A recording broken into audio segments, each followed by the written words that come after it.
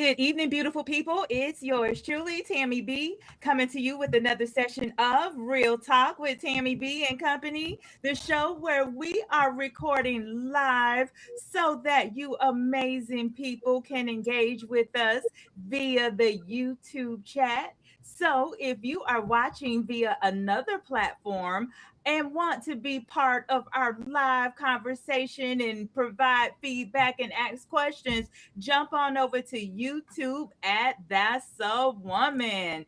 And if you are on YouTube, please, sir, please, ma'am, feel free to engage with us via throughout the conversation because we would love to receive your feedback and answer any questions you may have.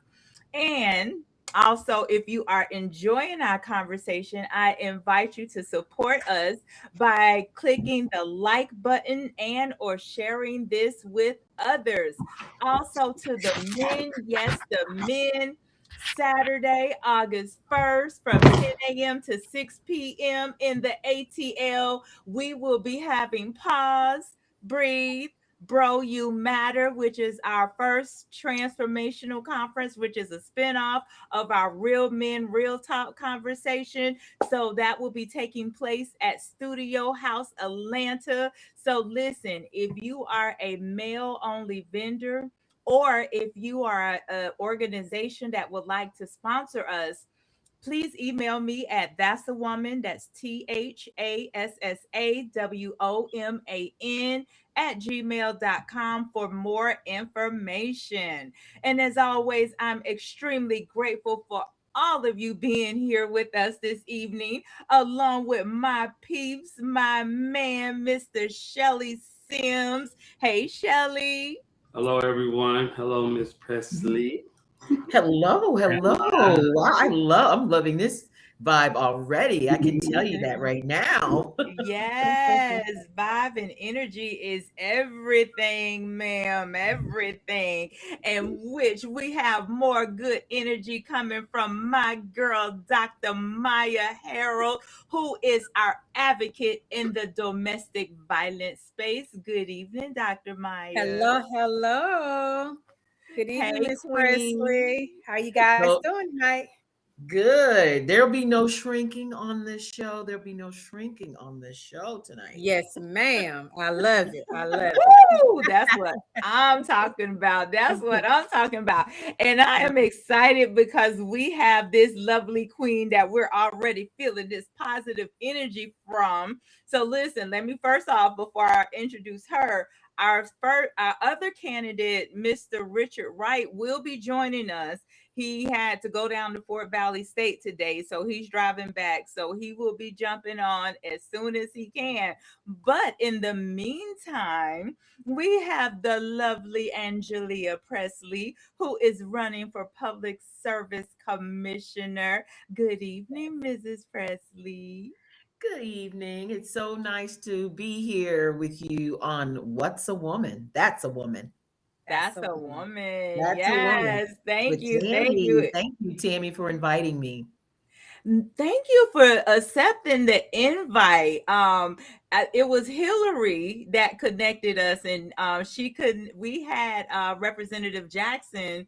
Actually, he did two episodes with us. Did he really? Okay. Yeah, he listen. He won us over when Monday we did a bonus Mhm. episode, and he won us over. So yes, we love Representative love Jackson brings the fire, doesn't he? he, and with I such love it. passion, and he for Yes, the he brings the people. fire. That's what Yes, we he do. need. That's what we need. We need somebody that's gonna stick their chest out, right, Shelley? That's right. That's right. That's absolutely the truth.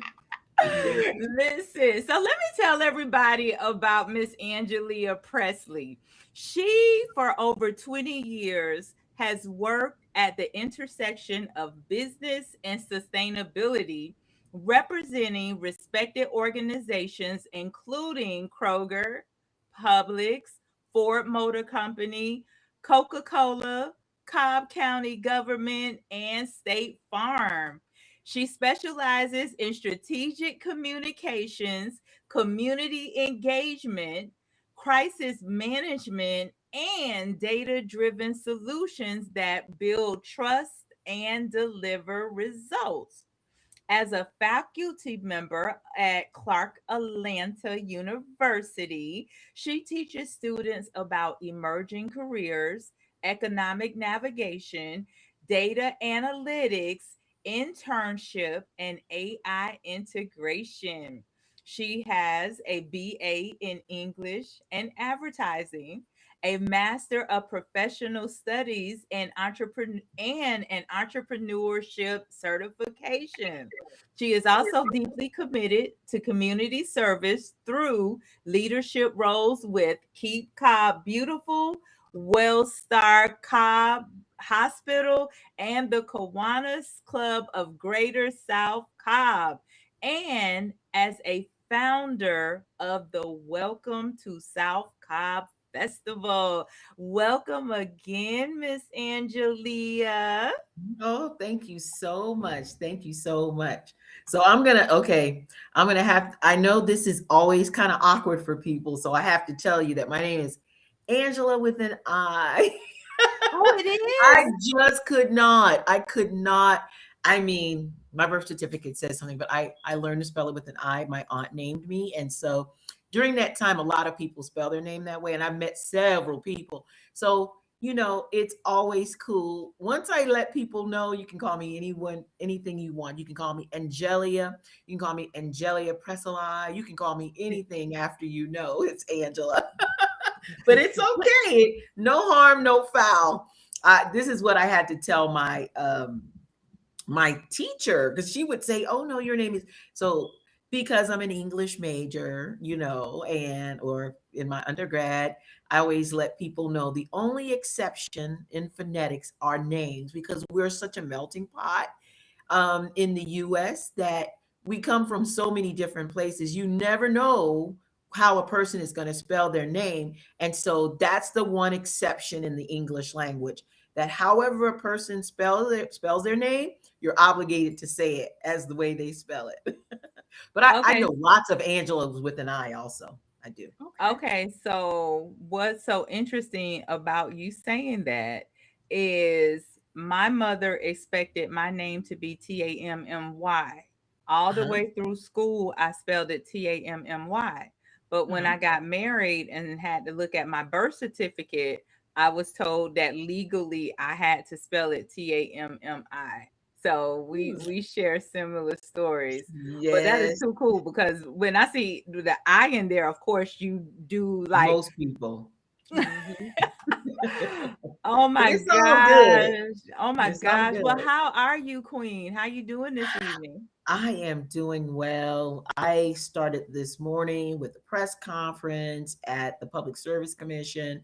I signed a pledge today, or actually maybe last week, that I would not take any contributions that are a conflict of interest once I'm on the board, God willing. That would be a special interest, or anyone that would have any business at the PSC would come before us for any hearings, that I would not accept contributions that might be an appearance of evil or conflict of interest. So we went to just seal that with press this morning. And then what else did I do? Then I had a faculty meeting. It's end of the year. We get the thing. We want to operate in excellence. So I was there. Then I'm coming from an IBEW, that's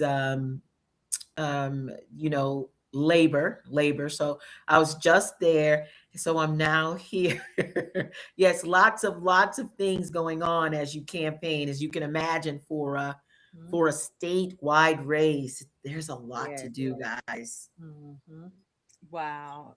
Yeah, because I think when we spoke a couple weeks ago, you were headed down to Milledgeville, I think it was. Milledgeville.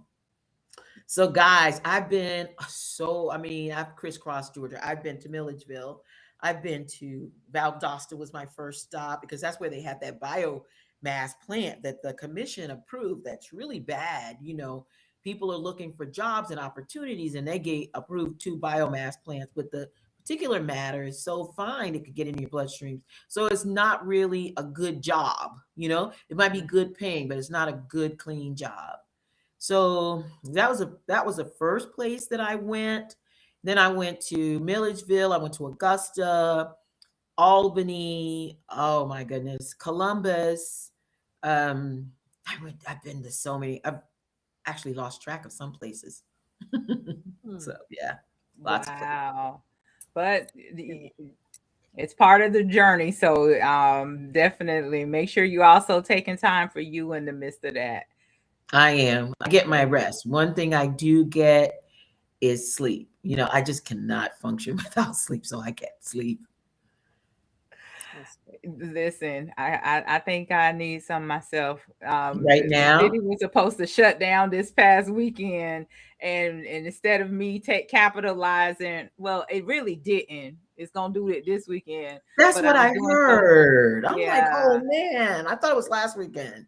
It was, but it rained Friday, so they postponed it. Even though they still could have worked Saturday and Sunday, but they had already shut it down. So Okay, it's gonna take gotcha. place this weekend. So Okay, avoid the west side. avoid the west side. Avoid the west side. Noted. Yeah. So Dr. Maya, how are you this evening, my love? I've had a great day today. Great day, Good. very successful day. So I'm happy. Good meetings came out well. So I'm doing well. I'm excited. Yes. I Yeah, awesome. love that. I love Me that, too. Shelly. That's what I say. Yes. Mhm. It's so good. She's gonna keep it to herself. You see that? Yes, I am. She's like, It's I'm too gonna good save to it share. for a minute. Oh yeah, well, you listen, I'm very spiritual, and in that aspect, when you working on some things, you keep it to yourself. They say level up in silence. You give your power away when you start telling it and putting it out there for others to mess it up. So you doing the right thing, sis. Keep it to yourself. Keep it to myself. But I'm excited. Look, I'm cheering But you you'll see it. You definitely gonna Yes. see on. Yeah, it. I'm excited for you. Excited. Thank you. Yes, Shelly. What's up? You boo, what's happening? Same old same, just work, normal day. Normal day, no complaints. So I'm always good with this no complaints. Listen, I think we all good when Mm-hmm. we in that state. We're Yeah. all good. Yes. Well, we will go ahead and move along. We'll move along, and I'm going to give our mental health tip of the day. Yes. So, our tip of the day is think of one person who you'd like to strengthen your relationship with. Schedule a time to connect on the phone or in person to meet up with them. Meaningful connections are ultimately good for you and your well-being. This also shows your friends and your family how much you love, support, and appreciate them.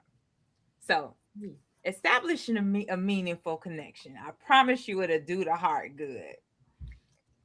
So that is our you smiling, Maya. Yeah.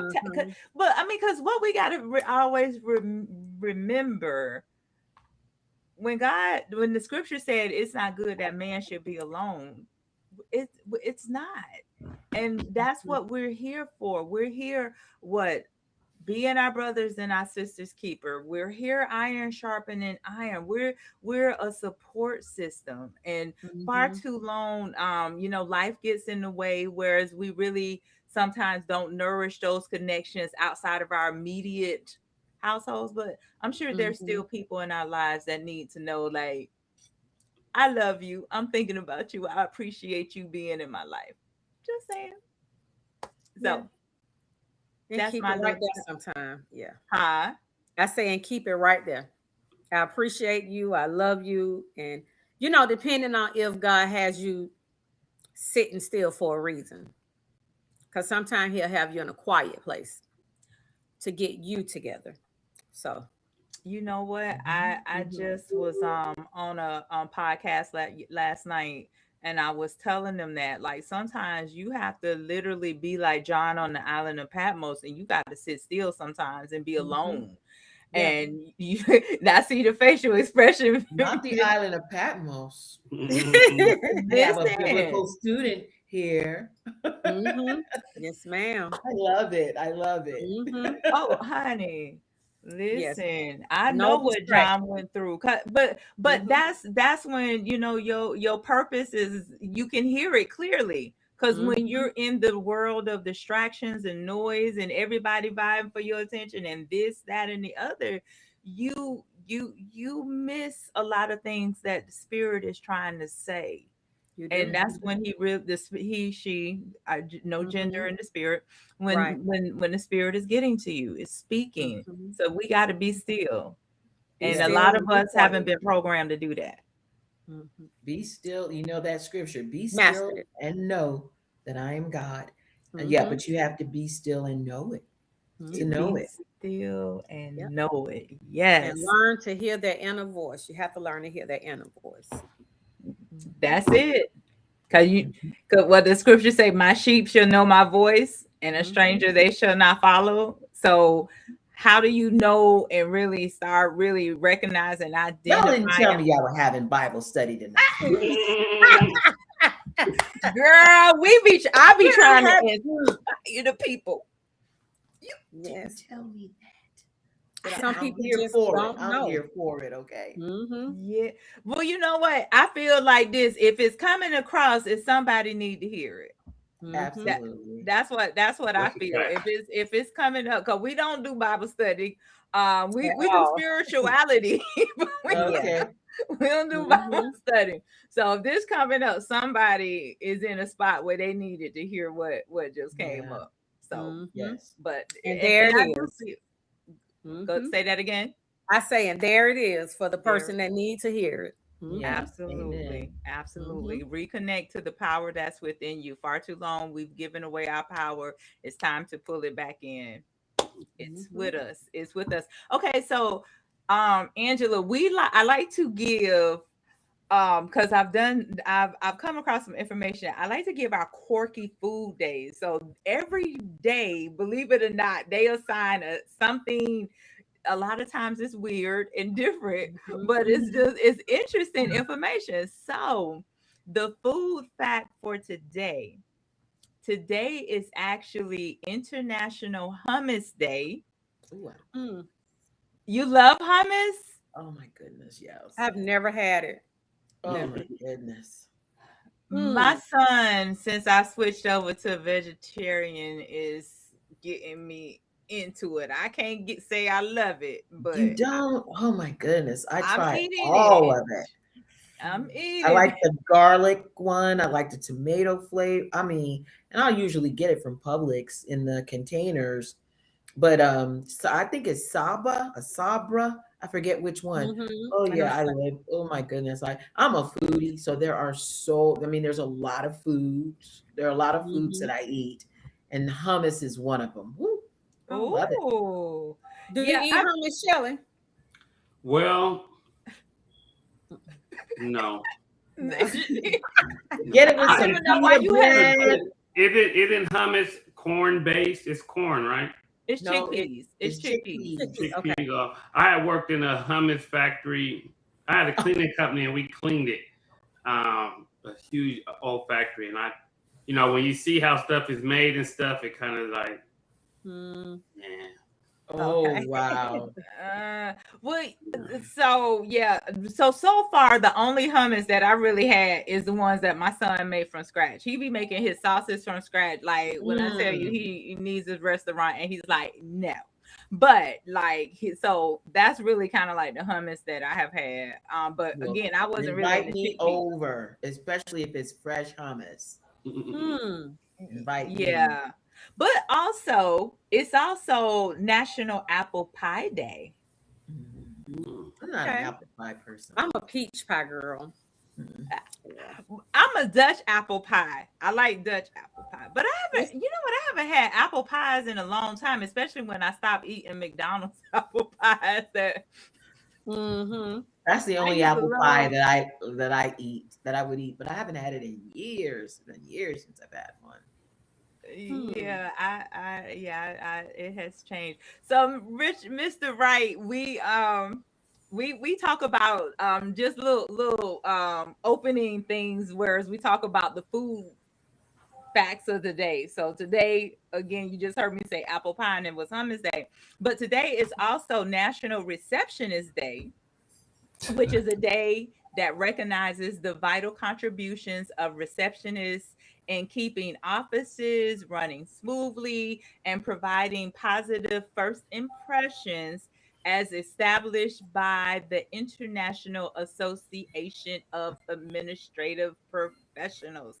So those were the two fun facts, the food and the fact of the day that I chose. But let me back up and greet Mr. Richard Wright. Richard, thank you so much for being here.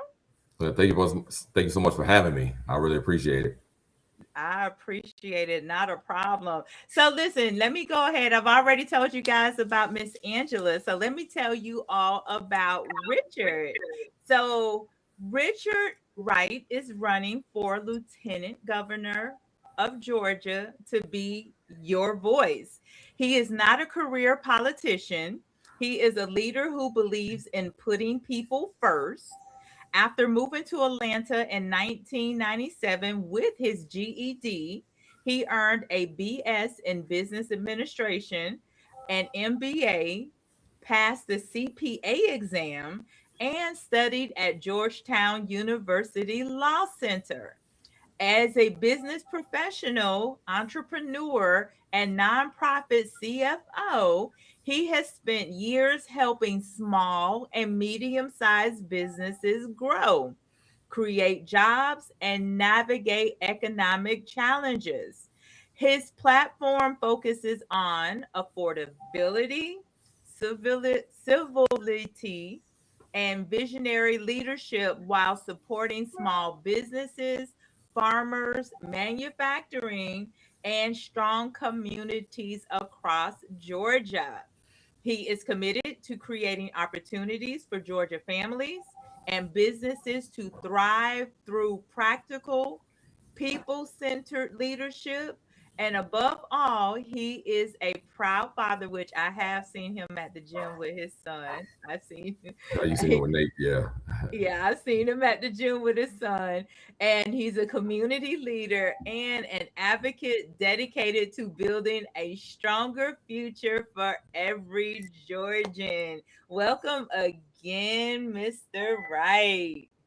Thank you for having me. Not a problem. So tell us, sir, you missed how we all doing. So tell us real quick, how are you doing? Hey, I'm blessed and highly favored. Blessed and highly favored. It's been an interesting day. You know, politics is politics. Oh yes, yes. The trail. Angela was telling us her journey and how her day has been back to back, and telling us how she has toured pretty much the state of Georgia. Right, almost from the Florida line to the Tennessee line to the Carolina line, the Alabama line. She Okay. done been what they say, East Coast, West Coast, worldwide. So Yep. Yeah. I've been doing the same thing going up and down the state, and introduce myself to Georgia citizens, and more importantly, just listening to people, and kind of understanding that politics is local. You know, you have to address local issues first, and then you move them up to county, then the state. And so it's been a blessing to be able to do this. absolutely, and I'm excited for you in this, and I believe that um you're sincere about what you're doing, so that's big. And we are going to ask and get more understanding on this, but and I know we are everybody jumped on kind of late, but I still like to ask a question just to get us started, and then we'll go ahead and dive in. So let me ask you guys and chat if you are in position to talk, because this is also our interaction with you all moment to get us started. So our question for tonight: what is the biggest problem with society today, And what are you doing about it? That's why I had to go ahead and ask them a question. I specifically had it for tonight. And chat, again, this is for all of us. What is the biggest problem with society today? And what are you doing about it? Anyone care to jump in? This was everybody. This is Mhm. everybody question. I thought it was okay. So it's two. I would say.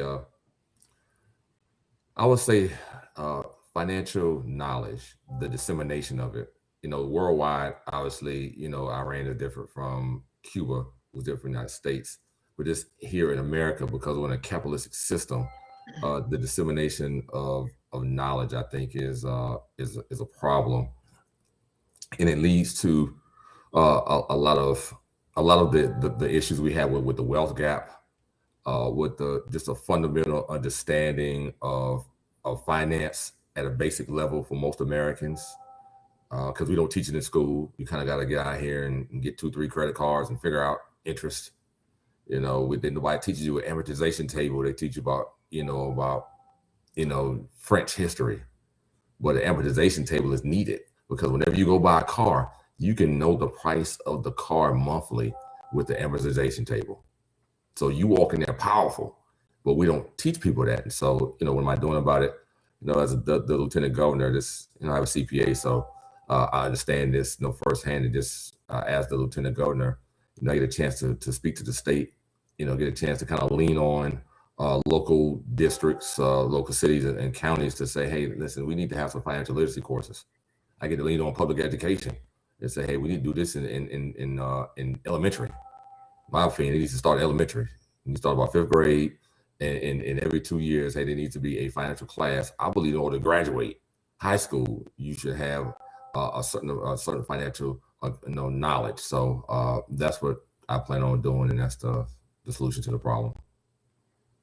And I love what you're saying because, like, some people have the mindset they'll get that credit card and max it out and pay just that minimum just to keep using it, but to pay just enough, the minimum and enough to keep something on there, and they're not aware that even if you do have the credit card, your goal really is to not have the debt. So you would move different if you The credit really. card is it's just a credit building. You should you should use no more than about 15% of the credit card.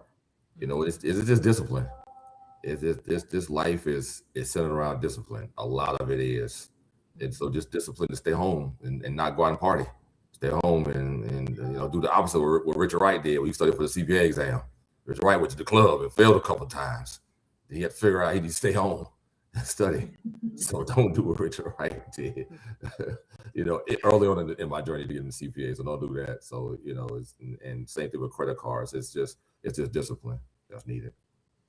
Listen, I feel you on that staying home, because when I was studying for my project management professional certification, my PMP, listen, I stayed home and studied and failed the first time because that was one beast of an exam. So I literally gave almost a year of my life trying to get that certification. So I get it. I get it. So good stuff. Anybody else have an answer to that question? What is the biggest problem with society today, and what are you doing about it? Is it that hard? Is that? It's such I know y'all know the problem. Broad, because there's a lot wrong with society. Would you? It is. It's a It's lot. like, which one do you? Which one? Which one do you choose? I mean, we're in a broken world, so there are a lot of issues, and it's just, which one? I guess maybe the key of it is, what are you doing about it, or what can you do about it? And that's probably the key, understanding that there is something you can do about whatever an issue is. And I think it is based on your background, lived experience, your skill sets, and what you came here with. I think some of us are gifted with certain things, and understanding, who we are as individuals and what we bring to the table that really brings value to the society and other people is really key. So I would say I'm a very analytical person, and so I like to turn things on all its sides to come up with solutions. And I think that there are a lot of answers to problems, and they're not that complicated. But I think we probably don't take the time or have the patience to sit down and take that beat, like you guys were saying. You get with God and you figure out what He wants you to do, and have that quiet time so that you can flourish in the way that you need to for yourself and for others. And for me, I just naturally am a problem solver. I like being creative and, okay, how can we solve this? And then working with people to solve those problems that we need. I was talking with a friend earlier, just about this race and what Georgia should look like, because I'm an environmentalist. So I see things, I see people in society, and the fact that, okay, what does this person need to thrive? Because I just don't like to see suffering. And I said that I would love Georgia to be this just environmental haven where we breathe all this clean, fresh air.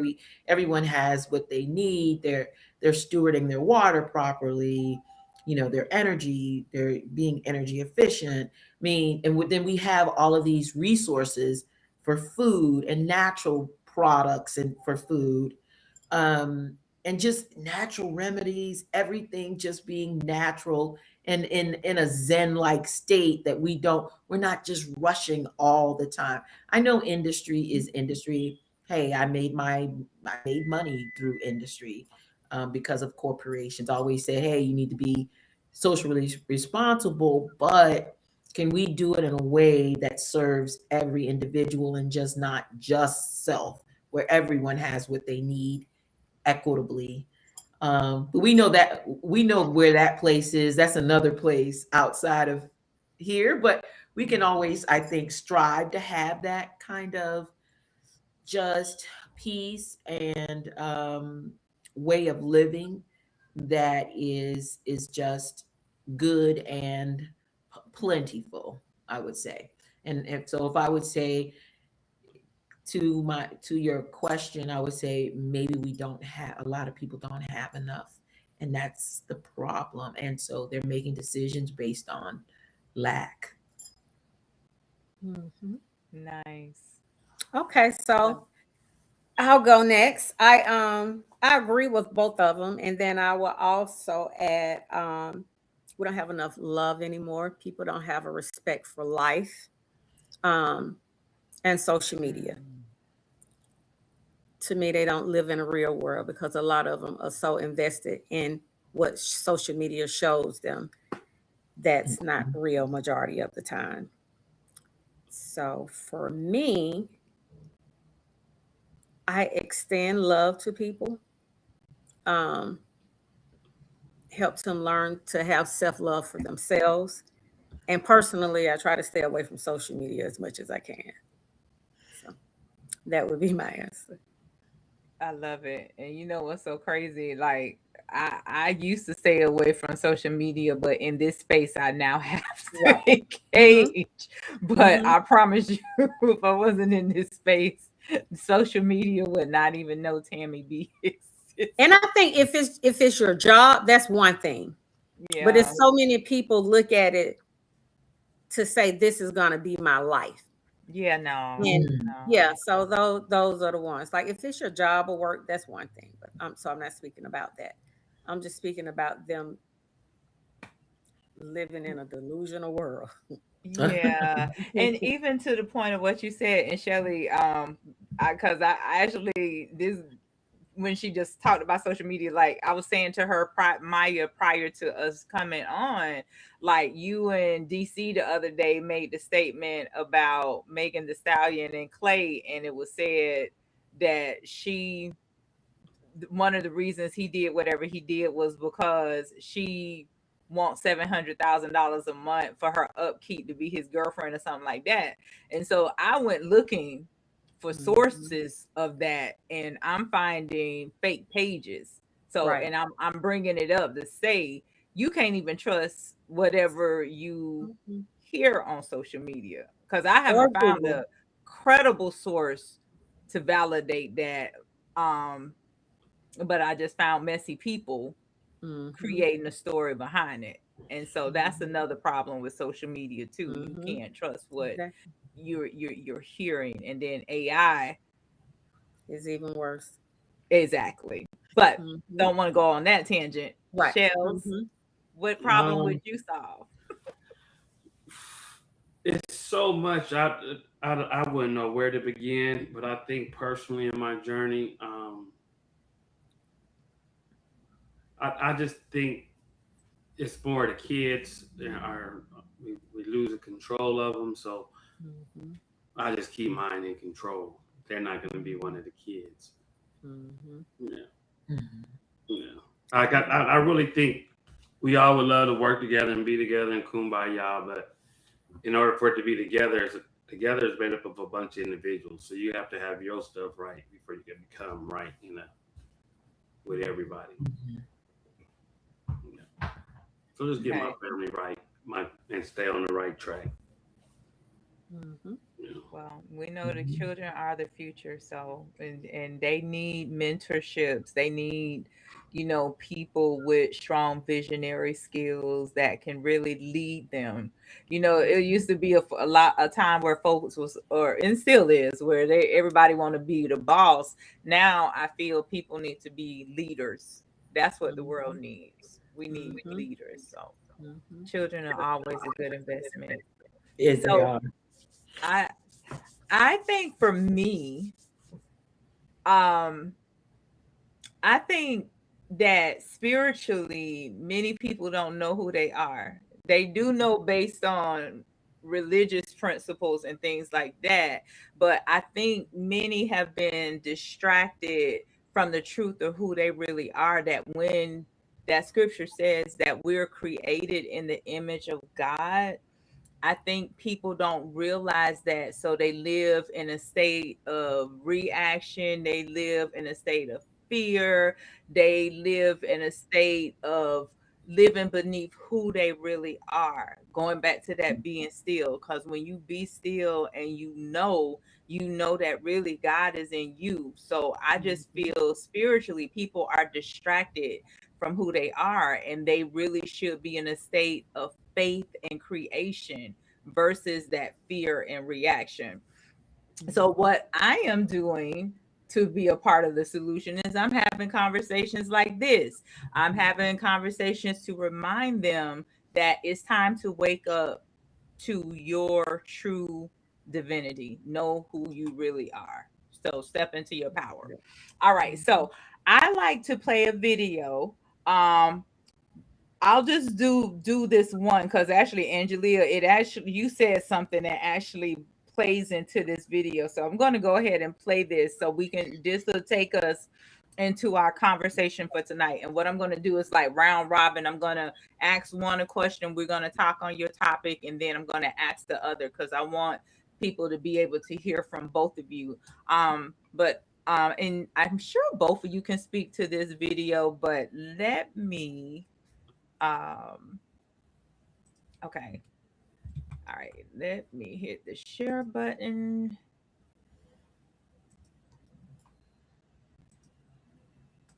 Okay. All right. Georgia, this is for you. Did you guys hear about the large data center that went up about 20 miles south of Atlanta? And there was an affluent community that was complaining that their water pressure was super low and nobody could figure it out. Well, the county finally got to the bottom of it. And there were 2 industrial-sized water lines connected to the city's water lines. One was feeding the data center and didn't have any paperwork or authorization, so they weren't being billed for that water usage. The second line also fed the same data center, and they were hooked up essentially illegally. And in 5 months, they consumed 29 million gallons of water without being charged for any of it. And when I tell you as voters, we have to radically change and not vote for candidates that are taking special interest money, including by the AI industry, AI lobbyists, that's an understatement. You can't say that these things bother you and that they're wrong, but turn around and vote for politicians that are going to sustain them. Yeah.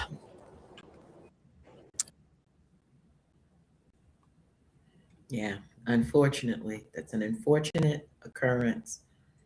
But it's unfortunate because, the games that were being played around the data centers, one person getting the land, then I'm sorry, I should wait for you to ask the question. No, go right ahead. Okay, yeah. So one person having property, right? And then figuring out that there's this gold rush, the gold rush being AI and data centers being the processors for them, right? So they would get the land, go before a commission or whatever, like they did in Marietta. Marietta is like textbook for how it's been happening. They buy the land, they can't sell the land, or they got some promise, then they sell it to a data center. The data center then starts to develop, but they get the permission initially for whatever the use is, but then they don't follow through. The data center gets it, and then they start to build. They come before the commission, they say what they're going to do, and then it ends up like ballooning to this huge like campus, and there's no regulation around it. And so, yes, there might be tapping into lines. We don't know what they'll tap into because it's a new thing and government is not familiar with it. They don't know the environmental impact. They're looking at the taxes. Oh yeah, this is going to be good for our taxes and whatever. But no, it's going to be good. You've given away the farm. Meanwhile, we will be, the patrons for it. We'll be paying for it, the thing that the data centers are using. So I want to get some other input, but that's really how it starts because there is no regulation. And that's one of the things, like on my pillars for running for the PSC, I think that we need some type of like a flight plan. We need to understand where all the data centers are, when they're running and when they're not, because if the projections for the amount comes in that like the president of Georgia Power is touting, then we are for a rude awakening. And I'm so glad that people have just been fighting back and saying no, because listen, this is not a joke. That is not a joke. Thankfully, it's just the water and they could pay for it. So, but there's some other things, but I want to let you guys talk some more because I'm going to tell you some other things that are involved with data centers. Wow. So in a case like that, would it be something that Georgians would have to pay for? Like, yes. So here's the thing. In December 10th, Georgia Power from this office, I'm not in office yet, but from the Georgia Public Service Commission, granted $16 billion and 10 gigawatts of energy. Now, 10 gigawatts wouldn't be bad if it were solar or some renewable, but this is oil and gas, right? And so they asked for 16 and they said, oh yeah, it'll be downward pressure. You don't have to pay the 16 billion.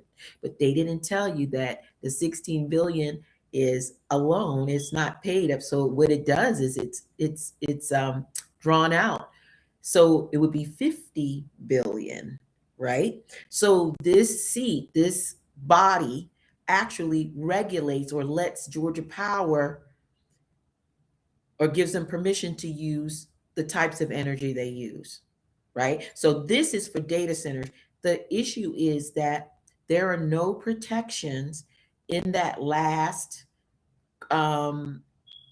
approval that it won't come back to us. Only the 16 billion, maybe, possibly, but even there's no guarantee for that. So your children's children are going to pay for that if we don't pull it back. It's really, guys, we could take the whole night to talk about this. Which is why I got into the race, because let me let you guys talk because there is just no protection for us at this point. That if 250 data centers were to come to Georgia, some of them being as large as 11 million square feet, with 8 gas plants, we could be cooked and be paying for being cooked.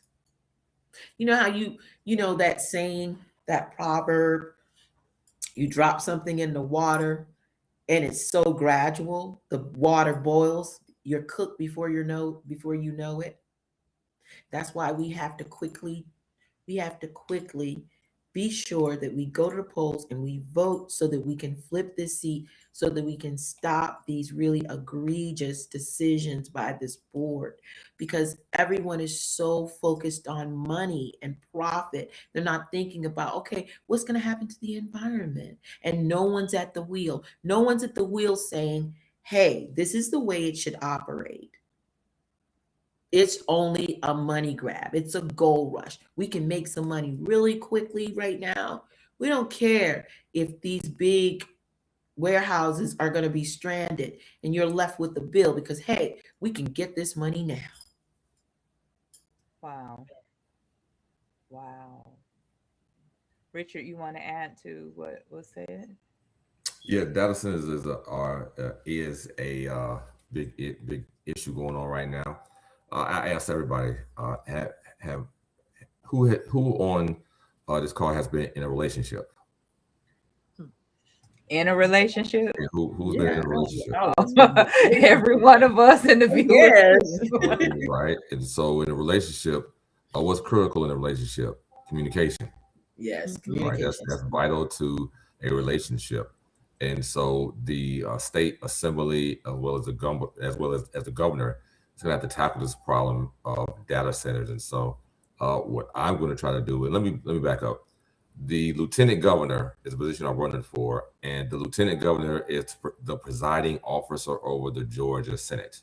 We are the president of the Georgia Senate. And so we get a gavel and we get to hit people with the gavel.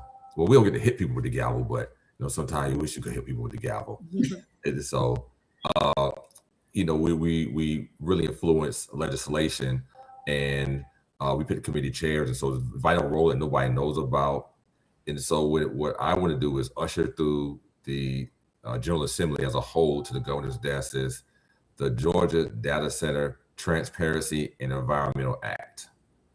And so with that act, a large piece of it is going to be a community benefits agreement, which is a CBA, right? And so what we want to have is that Microsoft, Google, whoever has to do a negotiation process with the mayor or a city council or the chairman of the county and the county commissioners, whereas the mayor, county commissioners negotiate on your behalf as the citizens.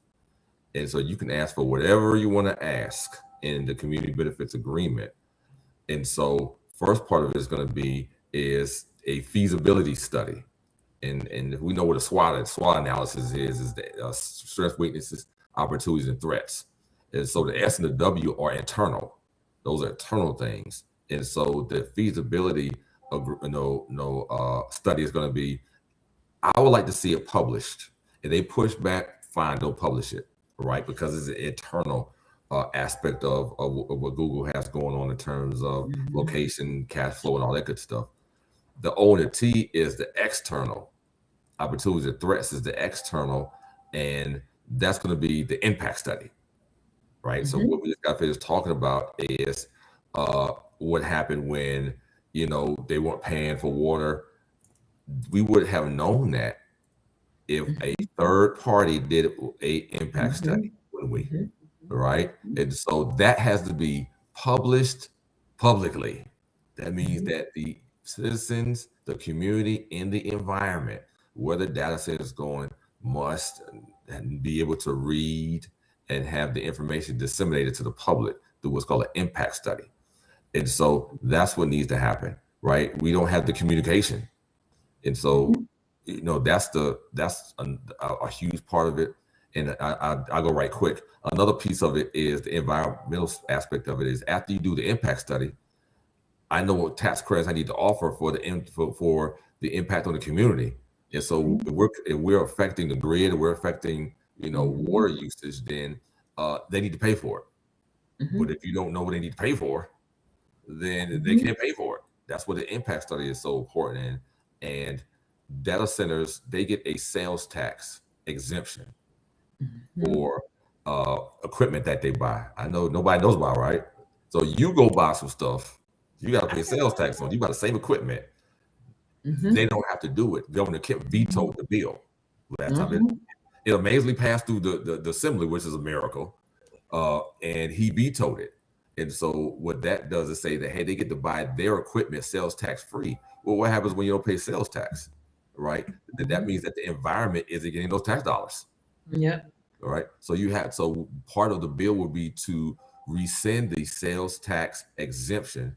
So when they buy in Fulton, DeKalb, Chatham County, they pay sales tax immediately, right? In exchange for tax credits after it's built. Yeah. Yeah. So you have to have a holistic view of this. What about what percentage of the data center is gonna be built by individuals who live in the community? That's a question, ain't it? What about a STEM program for the summer? What about post construction? How many people in the community are you going to hire? Very few. Work? Right. So should you do an education process 2 years before construction of the data center? You can ask for it as a city. I would if I was a mayor. I want individuals in my town employed by this data center. If it's going to be here, I want 80% of individuals in that data center. I want 15, 12 of them. If it's 30, 24 of them. I want them to be hired and I want them to be from this city, county. And so that's part of the community benefits agreement. You got to make this stuff a obligation. So you have to codify this bill so that then they will have to negotiate with leadership in the city or county. Yes, and then the other thing about that is being sure that it's safe to operate in the community. 200 miles, not 200 miles. What am I trying to say? The distance between the residents and the data center is important. You can't tell me that 200 feet is enough. You can't tell me that, because emissions, they don't have boundaries. And so data centers emit particulate matter, nitrogen oxide, which is connected to like your respiratory system. So first of all, we need to see if it is safe. And then I believe that we can do some things though, that there are applications out there where I don't know if we can have screenings or a screen to protect. I've worked in the environmental space, and a lot of times, anytime you're doing any recycling or any type of construction and demolition, what you have to have is enclosed places that you control emissions for those things. And I don't know that they've been doing that. There's one in Mississippi that Elon Musk has, and it's a data center. Of course, Mississippi Power, Georgia Power, Alabama Power, Florida Power. Do you see all the connection? Right? So there's just needs to be some, there needs to be some care. There needs to be that, like Richard was saying, the environmental impact study. And I think that the Environmental Protection Department of Georgia, which we call the EPD, they have less funding now. So they're not watching, because they, at the top federal level, they've taken all of the controls away, the teeth out of environmental protections. So the EPD doesn't have the resources, neither does the EPD, which is the Georgia version of that. And so we need our next governor to give us some resources to be able to study those data centers the way we need to do, the way they need to be studied. We need an organization in charge of that. Now, ARC, which is Atlanta Regional Council, I think they would be a good one, but they don't have resources either. But it is not a very, very complicated thing to study air, water quality. There are companies out there who can do that. We just need an organism that is controlling. And now one of the things I want to do is that environmental impact study from the Public Service Commission. But I would be asking the governor for those resources, though. I love it. Wow, Shelly, Maya, anything you two want to add to what was just said? They both kind of touched on it. I don't like the fact that they're putting them in residential areas. No. And South Fulton, they've taken over in South Fulton Have in they? residential areas. Yes. Yeah. So then you start to see those patterns then when you have that. And that's why I don't know why they would lift a moratorium before they study. I'm only in favor of lifting moratoriums once we have enough information. Like, let's slow this train down before, it wrecks, before it wrecks our health or anything. And I mean, I don't say this as a scare tactic. I say this as a warning. Like, I don't want to be on a data center island. I don't. I mean, I understand their uses, but it's like, what are you going to trade for it? Are you going to trade your health to get a chat GPT? And trust me, I teach my students to do that. Hey, here's how you make things more efficient. I need you to know that so that you can be the driver in that. But I also tell them, but you're also going to have to solve this issue of the environmental impact of what technology is costing us and the uses of it. But just like you study an environmentalist, you study stewardship. So how do you steward whatever it is that you have so that it does not affect other people or the environment or climate, which a lot of us don't like to talk about. That is a real thing, that weather patterns change for simple reasons. We have pollution in the air. So just like rain comes down and then the sun soaks it up and then it rains again, it's the same thing. You imagine introducing pollution into that. What does that do? It's going to change the pattern as well. So it's not something up in the sky. It's just a real, something that it's just easy to understand. It's common sense is what I'm trying to say. A lot of stuff is common sense because of the words and the terms we use. We get really confused about what it really is. Well, we know common sense isn't common. And even as you were talking, I was thinking about the power generators that, people living close to them have had health issues. So I could imagine a data center pretty much carrying that same weight and more, that power and more. So definitely I like what you're saying. So let's hope that some change, studies, that impact report, things can be done, because when our health is at play here, that's alarming. And then when you even talk about the pollution in the air and the rain and the things like that, it's bad enough they have cloud seeding and other stuff. It's a lot. It's a lot. It's a lot. To the chat, going back real quick, and then I'm going to get into my questions. A soldier's dream. Good evening, Queen. Thank you so much for being here. She put to the answer to that problem that she would solve. We have veered so far from self and how the world has become such a fictional place. We need to remember who we are as I am. I have to agree with you. I couldn't agree. And Shelly, you got a shout out. Thenia Simone says, thank you, Shelly, for the invite. this is a great podcast. So you have a shout out, Shelly. Look at you. Look at you, Shelly. You know what I'm saying? Yeah, you the man. You the man. All right. So I'm gonna start with this first question. And I'm gonna send this your way, Lieutenant Governor candidate, Mr. Richard. What do you believe is the biggest issue currently impacting everyday Georgians, and what is your plan to address it? The biggest thing I would say is healthcare. That's just pivotal. You have to, I tell people all the time, healthy people work long hours, the sick don't work as much, and the dead don't work at all. Facts. So we're going to have to expand Medicaid strategically. When I say that the strategically part is Georgia's going to have to put some money up as well, because when it comes to doctors and when it comes to Medicaid, a lot of doctors don't like to accept Medicaid because of the fact that they don't get paid as much and they get paid later.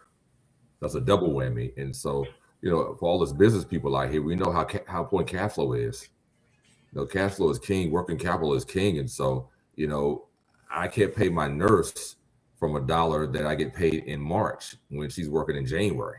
And so the state has to say, how can we mitigate these cash flow issues while we're expanding Medicaid? And so the issue is healthcare is critical to life. We have healthcare deserts in Georgia. Our maternity rates are horrible, especially for African American women. There are no OBGYNs in 89 counties, and there's just a lot of healthcare issues we have here in Georgia. So I have a plan it's called the Georgia Jobs Act, and a large part of the Georgia Jobs Act is expanding Medicaid. And so when you expand Medicaid, we're going to be able to save rural area hospitals.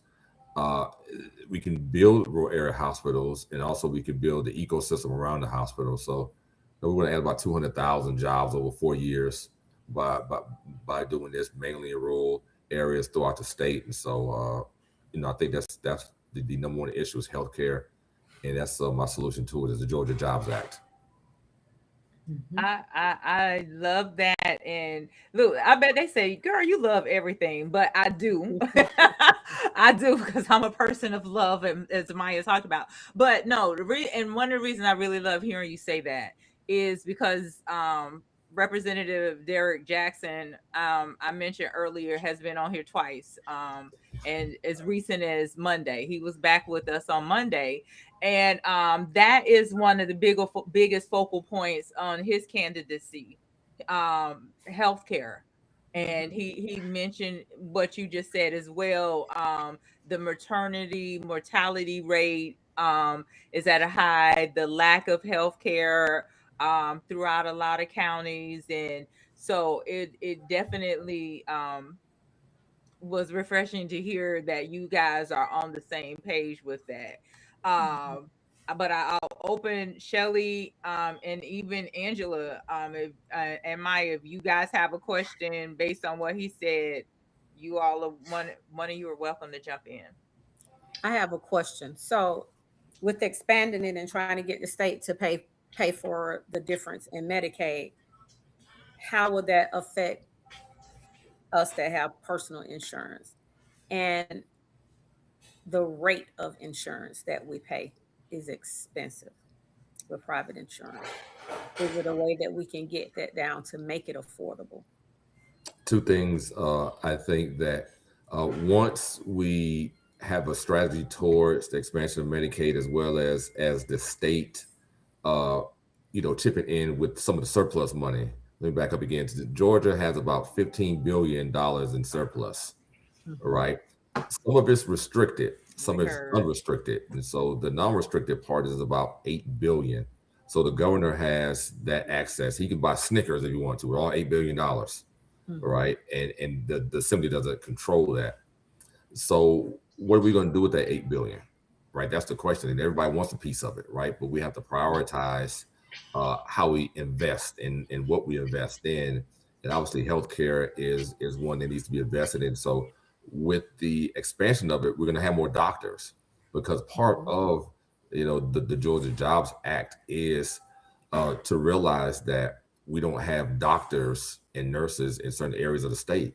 So we've got to handle that. And so we've got to do sign-in bonuses, right? And the way to get hospitals and doctors to do sign-in bonuses is just to give them tax credits. We'll credit you on the back end, all right? And so that when and let me say this, the certificate of need legislation, I don't want to get too deep down, to this, but the certificate of need legislation is in Georgia, you had to go through a whole lot of red tape to build a hospital, right? So we realized that, and so there's been certificate of need legislation to make it easier to build hospitals on top of some of the tax credits you get for opening hospitals in certain areas on the federal level. So if the state puts its money where its mouth is, as when it comes to building these hospitals and these facilities, then you'll find when you have private insurance, you don't have to wait 3 months to get on the doctor's calendar, because that's also the fear that if we expand Medicaid, my specialty doctor, we get a bunch of people on Medicaid, they're just going to spend out the wait time, right? So that's why you have to have more doctors. And the last piece of it is, I'm a CPA, and I work with small businesses all the time, medium-sized businesses, and I worked at PwC, so I got some Fortune 500 experience as well. What can we do in terms of employer sponsored insurance? Right, that's something that you rarely hear. You never hear people really talk about it, right? So how can I say, hey, you own a business, hey, this is what the state will do so that you can lower the cost for your employees. Let's negotiate that, all right?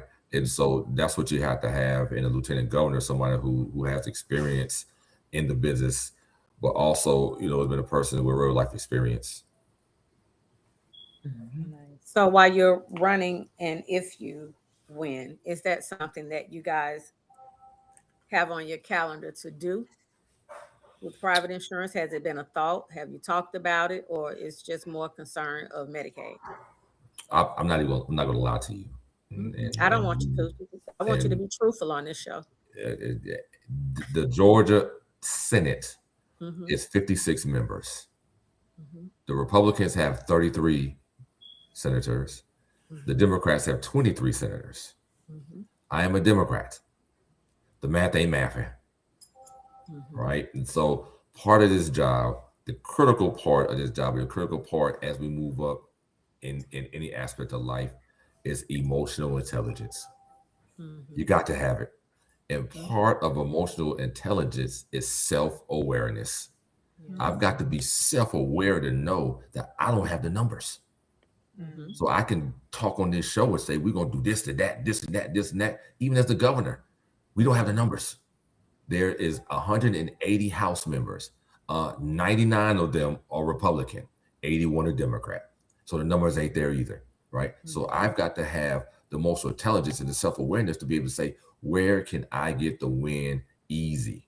I need easy victories early so I can continue the relationship. I'm a CPA, I have the respect, but I can lose it. And once I lose it, it's done. It'll be a tough 4 years. They will strip me of every power I got as lieutenant governor, and I just be there with a gavel. Or I could say, hey, what I want to do is let's work on homeless veterans. That's not a DRR issue, is it? That's a people issue. Let's work on homeless kids.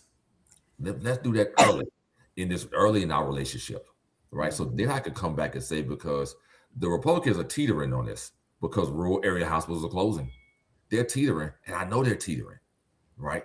But I've got to have enough self-awareness and emotional intelligence to kind of get them on this point, so then I can push them over the ledge when it comes to expanding Medicaid. You got to connect the dots with this, and that's what we as Democrats just have been struggling with, is connecting the dots with the people. And if you connect the dots with the people, we're not going to win. Wow. Doctor, let me read this comment because this is interesting. I don't know if anybody saw my face. Y'all know I have a horrible poker face. I would never play poker because I would lose. My face would tell it all. So, a soldier's dream put, with being in healthcare imaging for over 30 years, I've seen the outrageous amount of co-pays for healthcare. Dr. Maya, please research paying out of pocket without insurance. It is incredibly cheaper. For example, with insurance, it may cost $3,800 for an MRI. It's $550 cash out of pocket at my employer. Mm. Wow. Yeah, insurance. Insurance. What does the doctors do? Ooh, you have insurance. Let me max it out. Is that what they do? Of course, you know that's what they do. Yeah. But then you still end up paying more. You're paying double. Well, in So a they're case getting like the that, you insurance paying money. about almost triple. You 700 short of triple. Wow. Yeah. Okay, Shelly, you came off mute. What you got for us? I was just curious as far as like the data center and, like you say, work with the people, health care and stuff like that. What role do the people play? Do the people of the counties have a say in what, if a data center could even move in there, or is that something you guys just decided to determine? No, it is done on the local level. And so you have the people have the power to say no to the electeds. Now, I think in DeKalb, I don't know if they just lost something. I think it's maybe still in negotiations what they're supposed to do. But yeah, it's really tricky. And so, to Richard's point, in the PSC, it's important to have 3. I think that especially with a body that regulates so much energy vis-a-vis money, I think there would be a level of respect if we get those 3 people, because then, the monopoly would be beholden to us. And then so at that point, we could use the office for negotiations, even I think at the General Assembly. But we had like a stipulation agreement today, and the staff, between which you have a fuel cost, which you don't see on your utility bill. So there's like a fuel cost on that's in another part of your bill. There's a fuel cost, and then if there's storms, Georgia Power, what happens is anytime they build out capacity, right, more energy, they bill us for it, and it's in the form of a recovery fee, like you saw with Plant Vogtle. So staff today said, okay, between the fuel charge and the I always say Queen Helene, Storm Helene charge, they cancel each other out to the point where we're supposed to get a $4 decrease in our bill, right? So that happens. That's what the staff will say. Now it's up to the commission to say, okay, yes, you will get that decrease, or they could say, no, you're not going to get the decrease. We're going to give Georgia Power everything they want. With 3 on the board, now we can say to staff, if you put this stipulation in the agreement that, the data centers must do X, Y, and Z, then we have that power. And and once you have that power to negotiate as the majority, then I believe that you can do something on the General Assembly, because one thing the monopoly is going to do, because they operate in numerous states, we've already touched on that, right? They're going to find a way to make their profit, and they're going to be beholden to us finally, God willing, to take all of the pressure off of ratepayers. One of the things you asked, and I think this maybe dovetails into Sims's question, is that what are we going to do in terms of what can I do as a board member? What I intend to do is visit all 5 districts to evaluate the grid, housing stock, even what the data centers are doing, and what the needs are. So the coast is not the same as the mountains. The mountains are not Metro Atlanta or rural rural Georgia. So looking at, okay, what can we use? Can we use more solar here, there, and then advocate for that so that when the plan comes up that's every 3 years to tell us what the mix of energy is, we can say, well, if you're going to operate a data center, let's hope it's out in Timbuktu, not close to a residential area. Okay, well, if you're going to do that, we need you to do 50% solar in that. We know it's going to work. Don't tell us that, oh, that data center is so powerful, it can't be maintained through solar. Yes, it can be if you invest enough in the solar, and then make them pay for it on their own. So yes, we have the ability to do some things that are not maybe attached to the General Assembly that we could use as tools, like the stipulation agreement and that integrated resource plan. So the integrated resource plan says we have this percentage of solar, this percentage of coal, gas, hopefully no coal, but we know we're tied to some of it, right? Mm-hmm. So this percentage of solar, oil and gas, whatever. And so when you asking us for permission for the data center, then we can say, oh no, I mean, that's too much. If you intend to use all gas plant, no, you need to adjust what you want in your mix of energy and the length of time that you're going to use it. So yeah, we won't get saddled with all of those bills. So affordability is really the key, and the key is visiting all 5 of the districts to evaluate the grid, bring resources so it can lower the bills for people who need to be lowered, give them some energy efficiency resources so that they're not losing their energy from their homes, and then having a comprehensive plan to manage all of that, including the data centers where they are. I think that we'll have a lot of, and I don't want to use this word because I think people get caught up on it, but we'll have a lot of options, once we have the 3 on the board. A lot of options, because this board regulates all energy. It regulates oil and gas and electric, some landline telecom, and also the railroad. So if we can have those 3, we can lower, and that affordability piece will be much more a greater reality of lowering our bills and then being more sustainable. Okay, good stuff. Good stuff. All right. So I'm gonna actually the next question is to you, and it's getting late. So if we can kind of find a condensed answer so that I can get through some of these questions, because I want to definitely get through as many as we can so people can have a lot of knowledge in this space. So for you, Angela, many people do not fully understand what the Public Service Commission does. Can you explain how the PSC directly impacts the daily lives and finances of Georgia, and tie into how utility costs continue to rise for many families? What is your plan to help ensure energy remains affordable while still maintaining reliable service? Okay.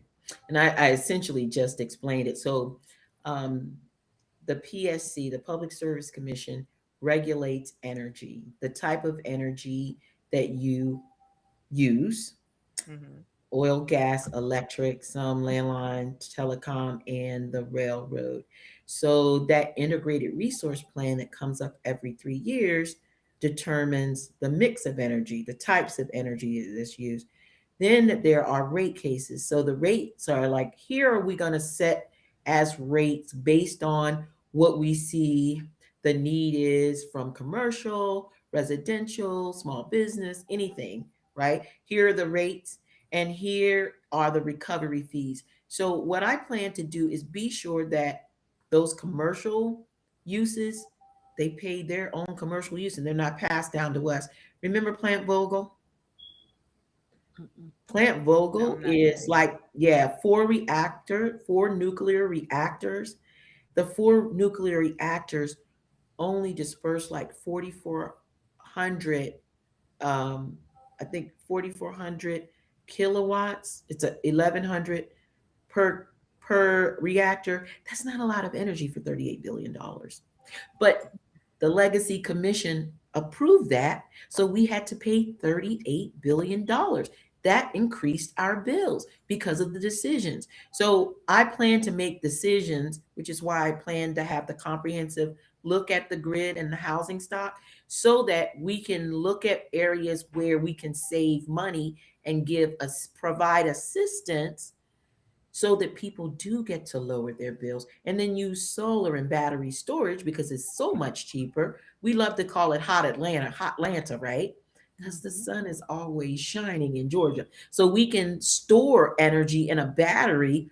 Even in a case of a storm, we can use that. It's much cheaper. It's cheaper than oil and gas. Those oil and gas plants, as I said, would be $50 billion. Who's going to pay for the $50 billion? Guess who? So that is just going to raise your rates more and more. But if we say no, you can't have oil and gas. You need to use some solar.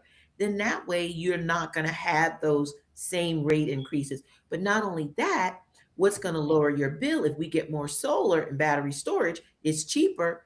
If we lower the barrier for you to use that instead of something else that more than gas or natural gas, then guess what? You have a cheaper energy bill, right?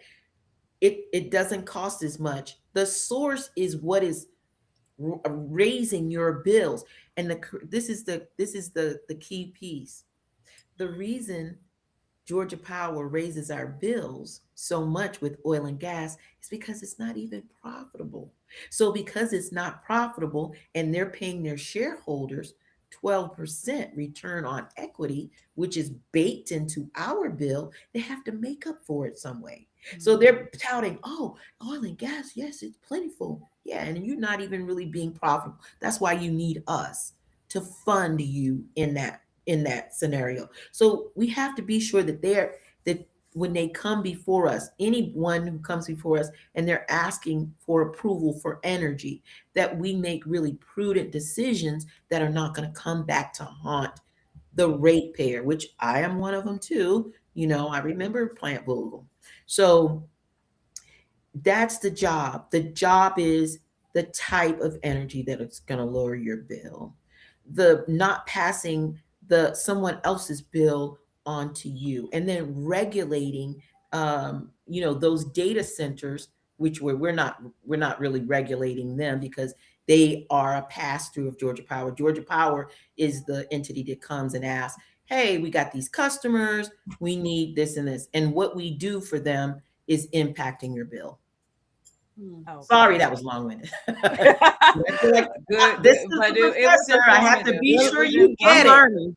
Yeah, I'm learning. This is a professor. I have to be sure you get it. We good. No, this is good stuff. Richard, mental health continues to affect families, students, veterans, and working professionals. What role do you believe the state should play in improving access to mental health resources? It's just a matter of funding. This in America, you just follow the dollar. And so what I like to see is as healthcare be looked at in two facets, physical and mental. And so when we build facilities, we need to add a mental health, whether it's office attached to the building in and of itself. And so a person, because sometimes it's difficult to go to a mental health professional, especially in our community. It's kind of taboo. We don't like it. People gonna say we crazy. But if it's attached to where you go to a chiropractor, if it's attached to the space where you go see your heart doctor, then it's easier to go ahead and walk into the office and get the help you need.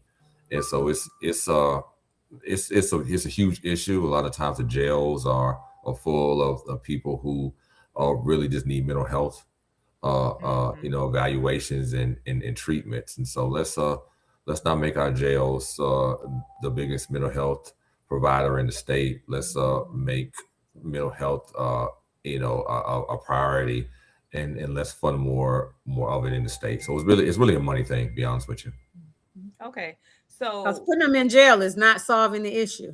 Yeah, it's not solving the At issue. all. It's extra costs and people not getting the help that they really need. So it's gonna take. Again, we have a lot of surplus.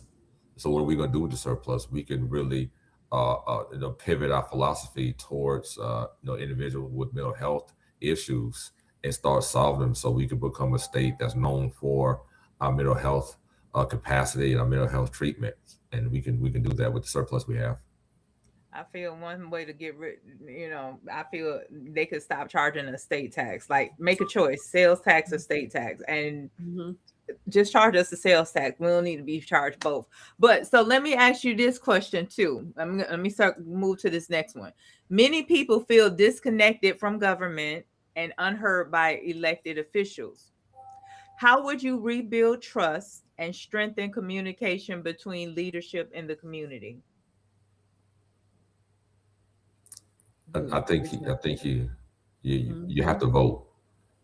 I think that's pivotal. A lot of times when you have something, right, that you didn't have to work for, you take it for granted. And I think that's a stage where as a people in this country, there was a time where we couldn't vote. We had the 15th Amendment was the last Reconstruction Amendment, and that gave Black men the right to vote in 1870. And then I think 1920, the 19th Amendment was passed, and that was women's suffrage, right? So at that point in our history, everybody should be able to vote unencumbered. But obviously the South was still still operating under Jim Crow. And so our grandparents and great grandparents went through a lot for us to have this right. But Richard Wright hasn't. Richard Wright was born in 1977. So I never had to struggle to vote. I just walked in and walked out.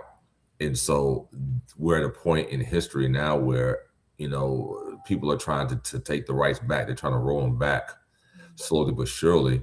But how you fight against that is you vote. So voting is always first. And so that's how you get more in tune with local government, and you start local.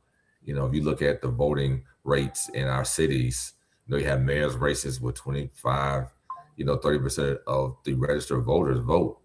And so you allow 3 people to decide for the other 7. And so once you understand how critical the local vote is, then you can move on to the state, and then you can federal. And so the way to get connected is to vote. And I say number 2 shortly is that politicians have to be truthful. You got to be truthful. Yes. Because there's some things that you can do, some things you can't do, and there's some things that the individual is going to have to do for themselves. This real quick story. During my failed rap career, me and my cousin, this is a time story, we started a record label, Blazing Mike Entertainment. We moved our poor behinds in a Buckhead apartment with a record label, all right? Instead of paying rent, we bought studio time. And so when you don't pay rent, I know it's crazy. When you don't pay rent, what happens? Eviction notice. You get evicted, right? Put on the streets. That's what you get. That's what happened to me and my cousin, right? Both of our behinds got evicted, right? That wasn't anybody else's fault, was it? No. You took accountability for it. You're taking accountability for it. There's an aspect of accountability that politicians don't talk to. They just want to be quasi-saviors. But we already got a savior. We got Jesus. I don't need a politician to save me. I'm saved. All right. I need a politician to put in policies, right, that if I act, I can be successful. That's the job of the politician. And so are they doing that? And a lot of times the answer is no. So I have a question.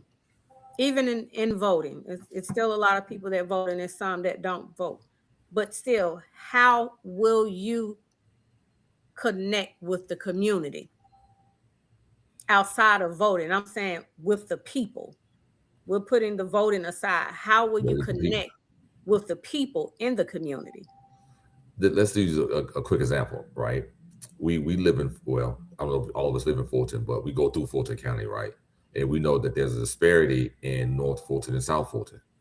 We can clearly see it. Sandy Springs don't look like Camilton Road, right? And so somebody's got to say, hey, how are resources being distributed throughout the county?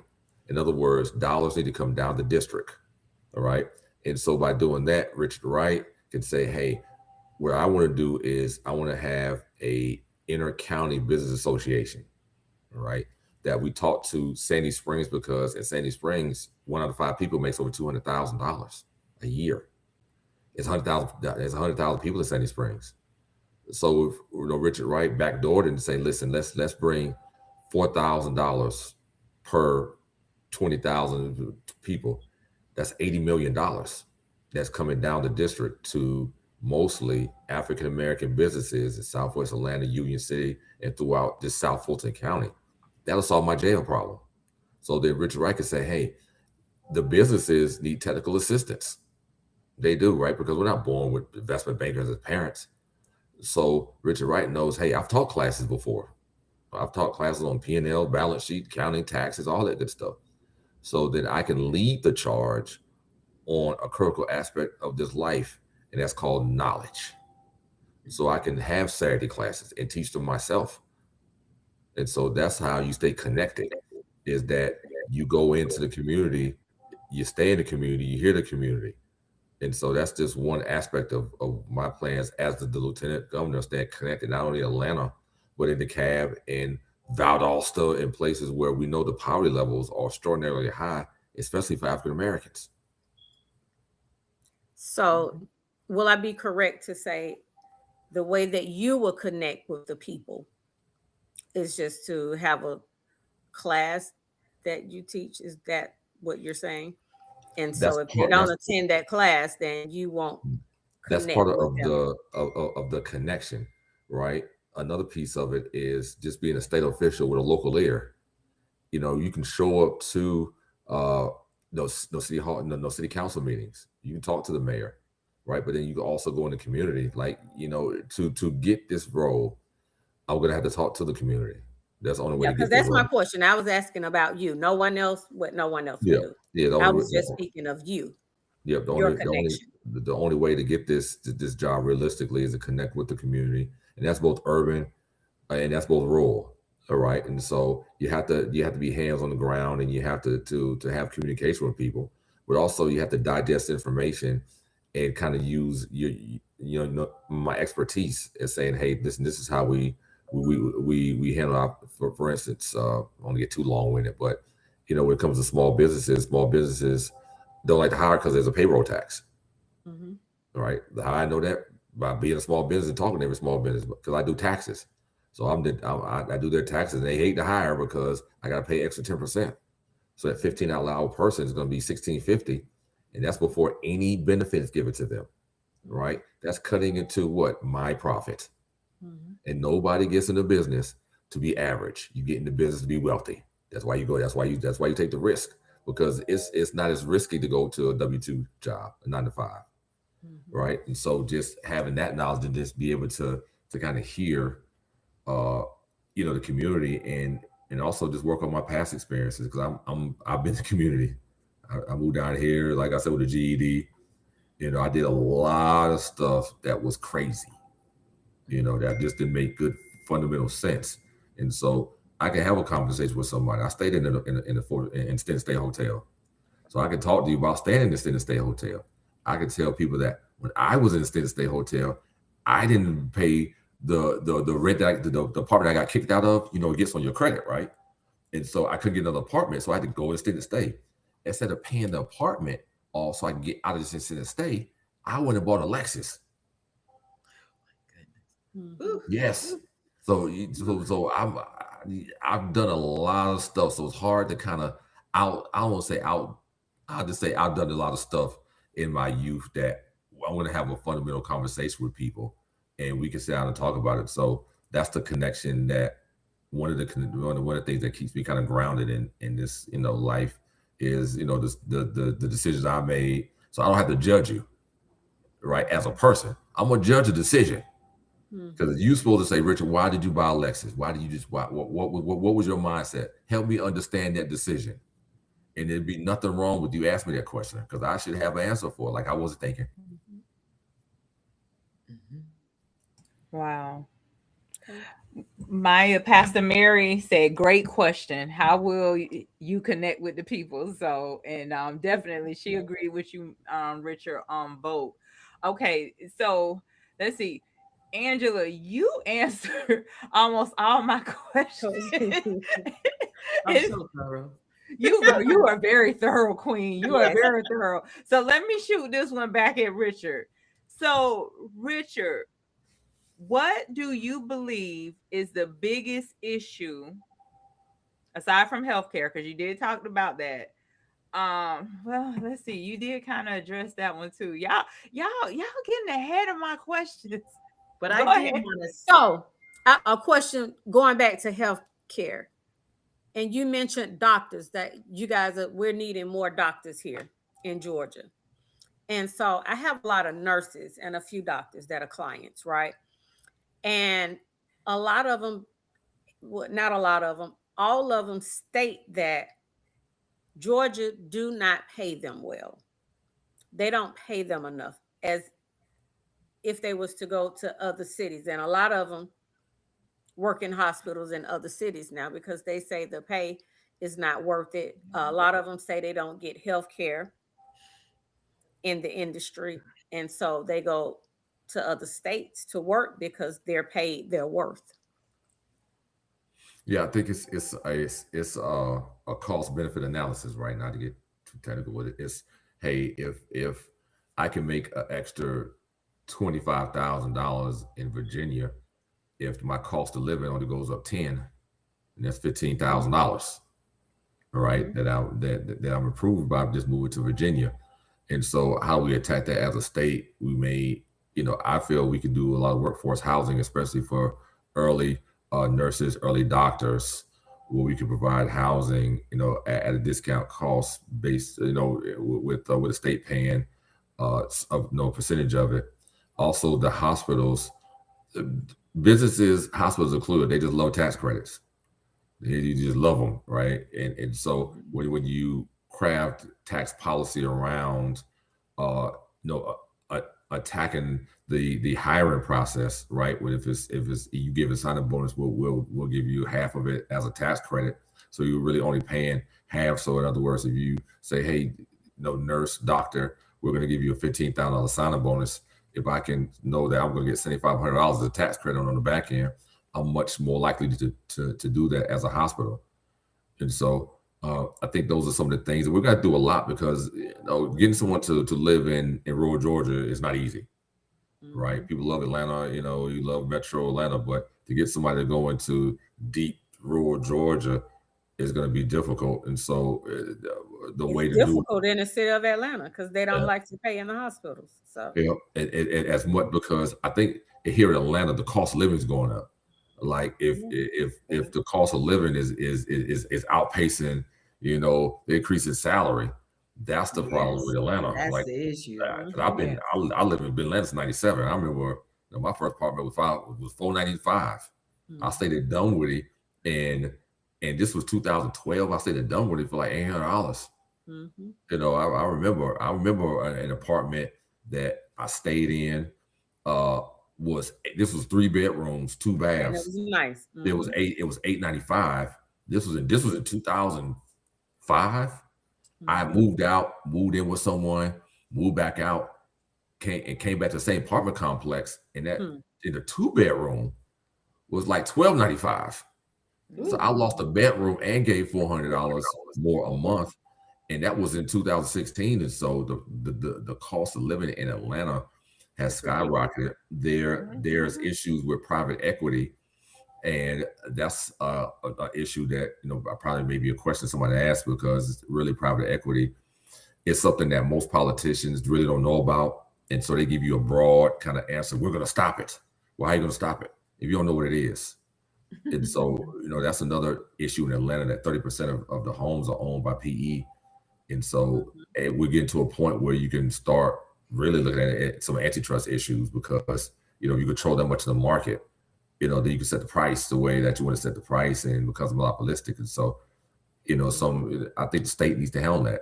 The state needs to do a lot with, because people play games. Data centers play games because if there's no state law, then I play games with the county, right? It's the same way with PE, right? There's no state law. I play games with the county. I just know county shop, right? So I'm gonna find a county where I can backdoor some commissioner, I can backdoor some legislator, and then guess what? You get a data center there. Same way with private equity. And so the state needs to speak on it. And when I'm lieutenant governor, definitely gonna lead the charge on the state speaking to a lot of issues. Well, hopefully we'll get some people that matter that can't be bought. Yes. Because at this point, it's like our whole government, just the world in general, everybody is feeding on greed, not morals, not helping people. It's just greed. Majority, and I feel like it's 99% of our government officials are bought. That or they're afraid to speak because they don't want it. I'll say this when it comes to that. I'm going through it. If you get to a certain level, you're gonna go through it. You need money to run, right? I tell people all the time that if everyone on this call, if the four of you gave me $10, $25, $100, that means more than Microsoft giving me $1 million, because Microsoft can't vote. You four can. And the money adds up as well. And so that's the double dynamic. We as normal people don't see that, right? You just see the big checks. You see the big, where in a state like Georgia, we got 7.2 million registered voters. If 100,000 people gave me $10, that's $1 million. But the fear in it for, the greed is that, well, again, one person writing you $1 million check is just one vote. 100,000 people give you $10. That means they're probably going to vote for you. So that's got to be the mindset of the population as a whole. Don't never think that you sitting in this campaign, $5, $10, $30 is not adding up, because it is adding up. And what the most important part of it is that it's a vote. Yeah, you are creating an ambassador. That's why when I was doing call time, I was like, oh, I don't want to ask people, because you don't know what the person's going through when you're calling to ask for money. So it's just a little uneasy to do that. And then what I had to tell myself, if this is a vote that I'm asking for, and also I'm learning what people's needs are when I call. So then that I was like, okay, who do I need to talk with today? Who can be an ambassador? What else can I find out that is a need? And then at that point, then I was okay with it. And I did do better on my own than with, let me stop. But yeah, so that mindset is, I'm going to call and I want to know about this person. I want to kind of get in their head a little bit, and I want them to understand who I am, and hopefully convince them that they can trust me, with their vote and with the office, that I'm going to do what I say that I'm going to do. People appreciate when you're being personal with them. And it builds trust in that person with you. And we don't have that a lot. We don't have, for me, I don't see it, just to be honest. I don't see it. It's like they tell you what you want to hear while they're running. They're friendly, they're approachable. And then after everything's said and done and they won or lost, it's, who are you? Oh, excuse me, I don't have time right now. I'll get back with you later. Or what they said they would do, it never happens. With that, I think that we as a voting population need to. The politicians want to keep you at a certain knowledge level, because the more you know, the more that you can hold politicians accountable. And so that's why I like to tell people what I can and can't do. And we don't even tell people what the positions are most of the time. Somebody just hand you a flyer and, hey, vote for me. It's like, well, I don't know what you do, so I don't know what you can do, right? Yeah. And so if I don't know what you can or can't do, I can't hold you accountable. And then, people like, again, we've been emotionalized as a voting population. People will emotionalize you when you run off emotional issues. And so if it's just emotion, how much logic is there? Like, can Richard Wright tell you that, yeah, I'm going to expand Medicaid just on my own? That's illogical. No, I can't do it on my own, right? And so if I tell you that, or because on these campaign trails you hear a lot of rhetoric. Trust me, you hear a whole lot of rhetoric, and then I like to say there's rhetoric, then there's reality. The two are different most of the time, and so that's what frustrates people. And I understand your pain. I understand you voicing it, because I'm like you. I feel the same way. People tell me stuff all the time, and I'm running. I'm like, I know you can't do it. I know there's no way on earth you're gonna be able to get that done. No way. Not with the Republican Senate and the Republican House. I don't care who's the governor. You're just not gonna be able to get that done. All right. But this is what you can get done. And so people just tell you, hey, these are my goals. My goals is to do X, Y, and Z. Okay, this is what I'm gonna have to do X, Y, and Z. X, Y, Z may not happen. That don't mean I'm not trying and fighting for it. This is the goal. This is a plan. This is my strategy. I think people are be understandable if you be honest with them up front. For me, I say I would be ashamed, because I think I take what I say seriously. So before I got into the race, I did a lot of research. I did deep research, and I also talked to experts, and I talked to staff. I'm like, listen, don't have me going out there looking bad, talking about something I can't do. The thing about the things that I've talked about are the things that I practice in my business. Data analytics, primary research, public input. Those are things I can absolutely do because it's what I am skilled in doing. So I can visit the districts and I can determine and find out what people are thinking. I can make recommendation and evaluations based on that. So before I said anything, I made sure that I could do it. And the things that I want to do, it's not that other people can't do it. They just didn't think to do it. Have that. But when you're a research person, the deeper you dig, the more clear the picture. It's like this light at the end of the tunnel. You dig and dig, and all of a sudden the answers come to you, and it's just as clear as day. That's what I tell my students. Listen, if you want to know something, research it deeply. You will find the answers. There are people who that's what they make their living doing. Cancer research is because you're digging. Now you got the cure because you've dug enough. And that's what I did before I got into this race, because I said, listen, there would be no reason for me to get and have this seat if I can't make a difference. It would be shameful. Right. And so I'm not interested in just saying things. I'm excited about what I believe that I could bring if we get those 3 on the board. That I could do. I'm excited about that proposition to do that. That's good. Yeah. Okay.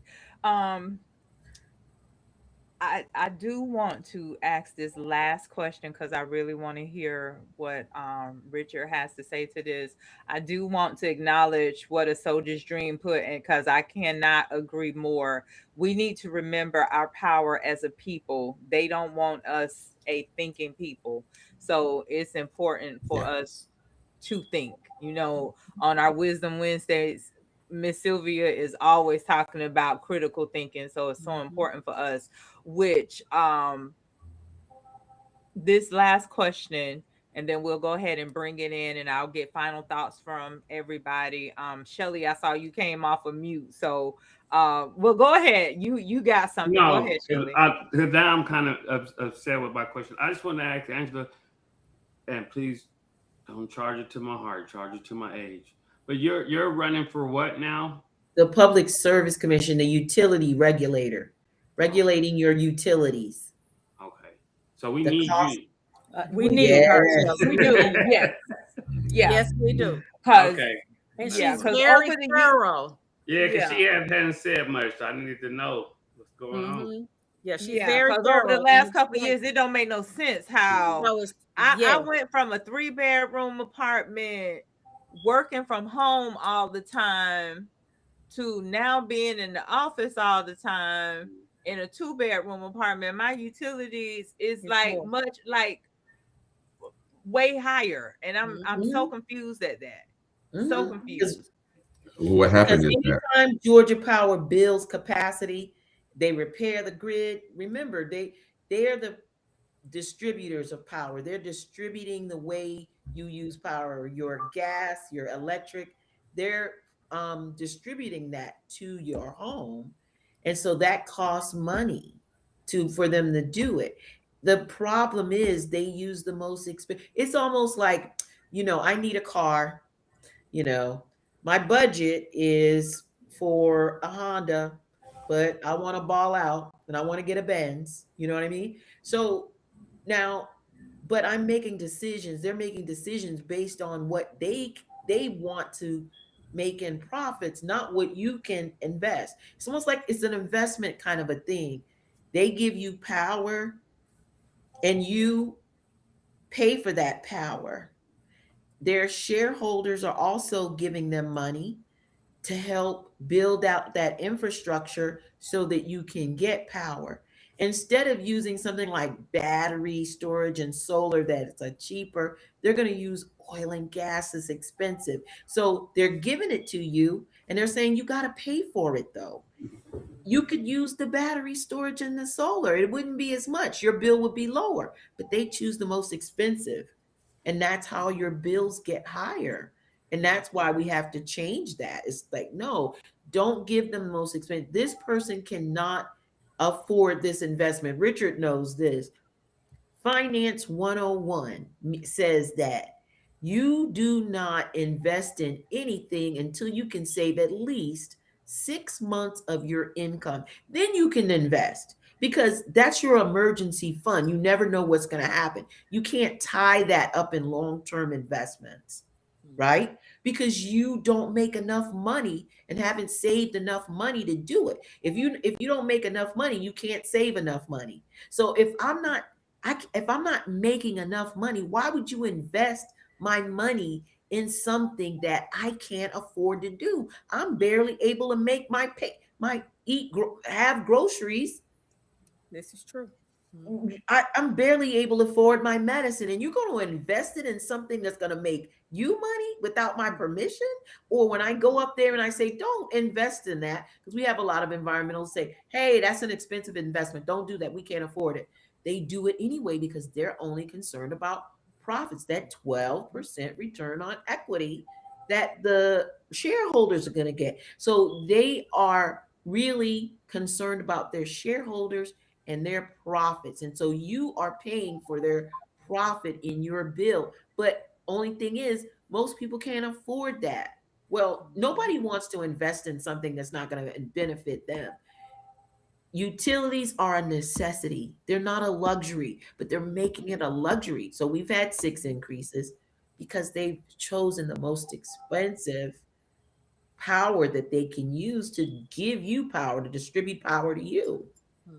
And Soldier's Dream put, and please believe these companies care more about their shareholders than their customers. And then even to the flip side of the power, it's like I don't have gas, thank God, because I hear in the wintertime the gas bill go through the roof. And I know that's because they trying to make up for those few short months that they have access to really getting their money. Well, it does cost more to produce it because you're using more. It's like you the turbines are running more because you need more heat because of the outside temperature. So to make up for what you set your thermostat on, there's more combined energy, if that makes any sense. So the more energy you use, the more it costs. So that's why it's important. That's why I want to go visit all the 5 districts to educate people. Here's what you can do. Here are some resources that you can have. Here's how you can advocate for yourself at the PSC. Because when you know more, you do. When you know better, you do better, right? So it's some of it is on our youth, some of it is on the old housing stock that we have, and it's not insulated. If it's not insulated, trust me, you're going to have a high bill, right? And if you want to get solar, we need to get the monopoly to lower the barrier, because we could save money if we did that. If I could get solar, I have too many trees, so I'm very good with energy efficiency. Trust and believe, I know how to do it. But so I'm not going to give Georgia Power all my money. I'm just not going to do it, right? But letting people know, here's some of the things that you can do on your own, but getting them to say, hey, it's not going to be $10,000-$12,000 to get solar. Maybe it's going to be $4,000, and it pays for itself in 3 years, because now you've just lowered your bill so much. Solar, when you get solar, it just extends and extends and extends, right? At some point. So even after your break-even point, it's going to still be there, because the sun, it doesn't have any, it doesn't have like a shelf life. The sun is always there, right? Right. God willing, you live and you breathe, you're gonna have the sun. So it's just much less expensive. So getting to that point where you can lower your bill, that's what I want to be able to bring when I say I'm gonna go to the 5 districts. I want to come bearing gifts, information, education, and advocacy, all of that, everything that you need to do in terms of understanding how to save money on your bill. That's what I want to do for the people of Georgia. Nice. Okay. This last question, and then we're going to bring it on. Viewers, thank you for sticking in with us. I know we've gone over, but I want to get this last question out. So, Richard, what are your priorities when it comes to education, economic opportunity, and creating pathways for long-term success in underserved communities? Yes, no, great question. What I want to do is, in terms of education, I have a GED, and I understand, what a GED can do for you, and I also understand how important early education is. And so I have a program that I want to implement called Teaching Terrific 2-Year-Olds. And that program is going to be based upon, early education needs to be organized starting at 2, I believe. And so what the program is going to do is for working families, because a lot of times daycare is a workforce issue because of the fact that it's so expensive. So if I make $17 an hour, $1,200 daycare bills, just not affordable. So what the state can do is provide subsidies so that a person, a working family, can send their kids to an organized learning environment at 2. And also you have to be in a scholastic endeavor as the parent as well. And so what we're doing is that we're teaching the kids. So we don't have kids that have, if you are in a certain zip code, you start at the 32. And if you're in another zip code, you start at the 2-yard line. We have kids that are starting closer together. They can read, write, at when they go into kindergarten, so it doesn't have to be taught. In terms of our adults, what I would like to see is we've kind of taught people into thinking that college is everything. College is important, right? But there are other avenues to make money in other industry that is very important. I think the blue collar jobs is what's critical. We're gonna have to get our young men, especially African American men, to realize the power of working, the power of a blue collar job, HVAC, plumbing, welding. I tell young men all the time, every pipe in America is going to break because a man made it. The man's imperfect. And so you will always have a job. You will always be in need. AI can't replace you, at least not now.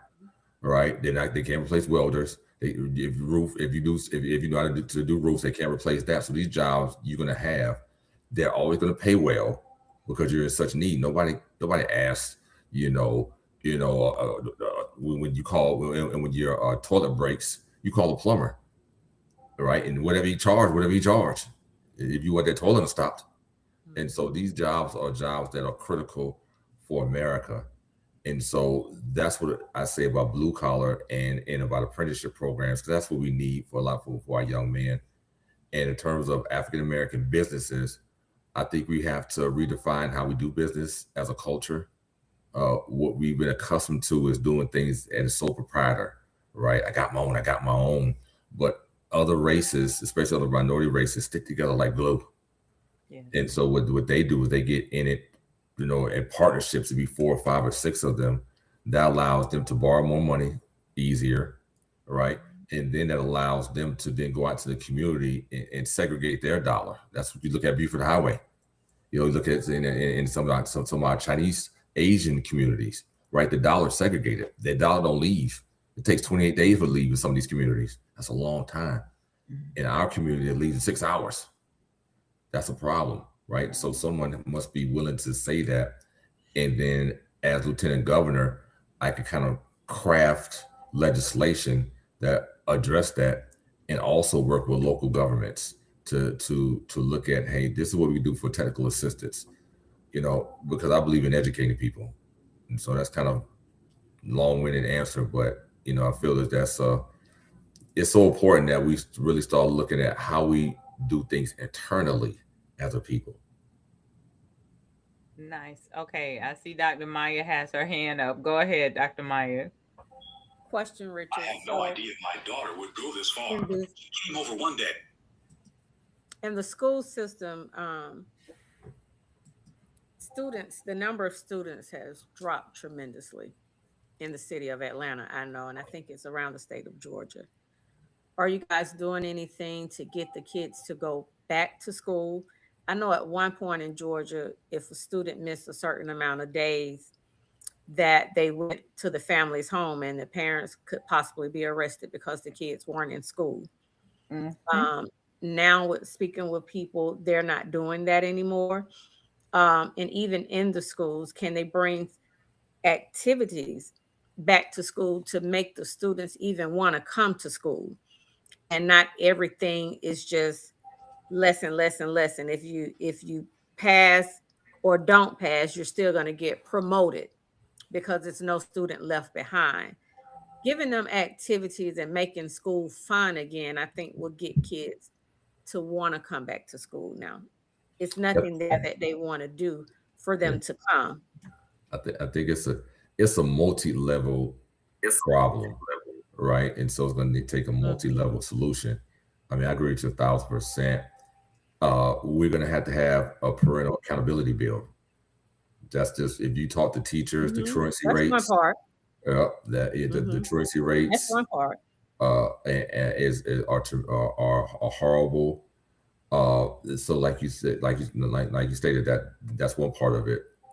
I believe that we're going to have to really look at the voucher bill, and the voucher bill was kind of a bill that's crafted to say, hey, if your school is failing, then here's $6,500, and you can take your kid to a charter school and or a private school, where that kind of saps some money out of the public school sector. And so, what I would like to see them do is scrap that bill and go to use that money for summer school. Mm-hmm. I think that we need to have I would like to see, year-round summer school, year-round learning, whereas that we know that COVID happened. And so we know our kids are behind. Let's catch them up. And I believe summer school will be a great place to do. We're going to have to really start also holding just local officials accountable. Like, things start local. Like, if we talk about some of the stuff, like summer's around the corner, right? What has Atlanta done, right? What programs have they put in place so that the thousands of kids that are going to be out this summer, what are they doing?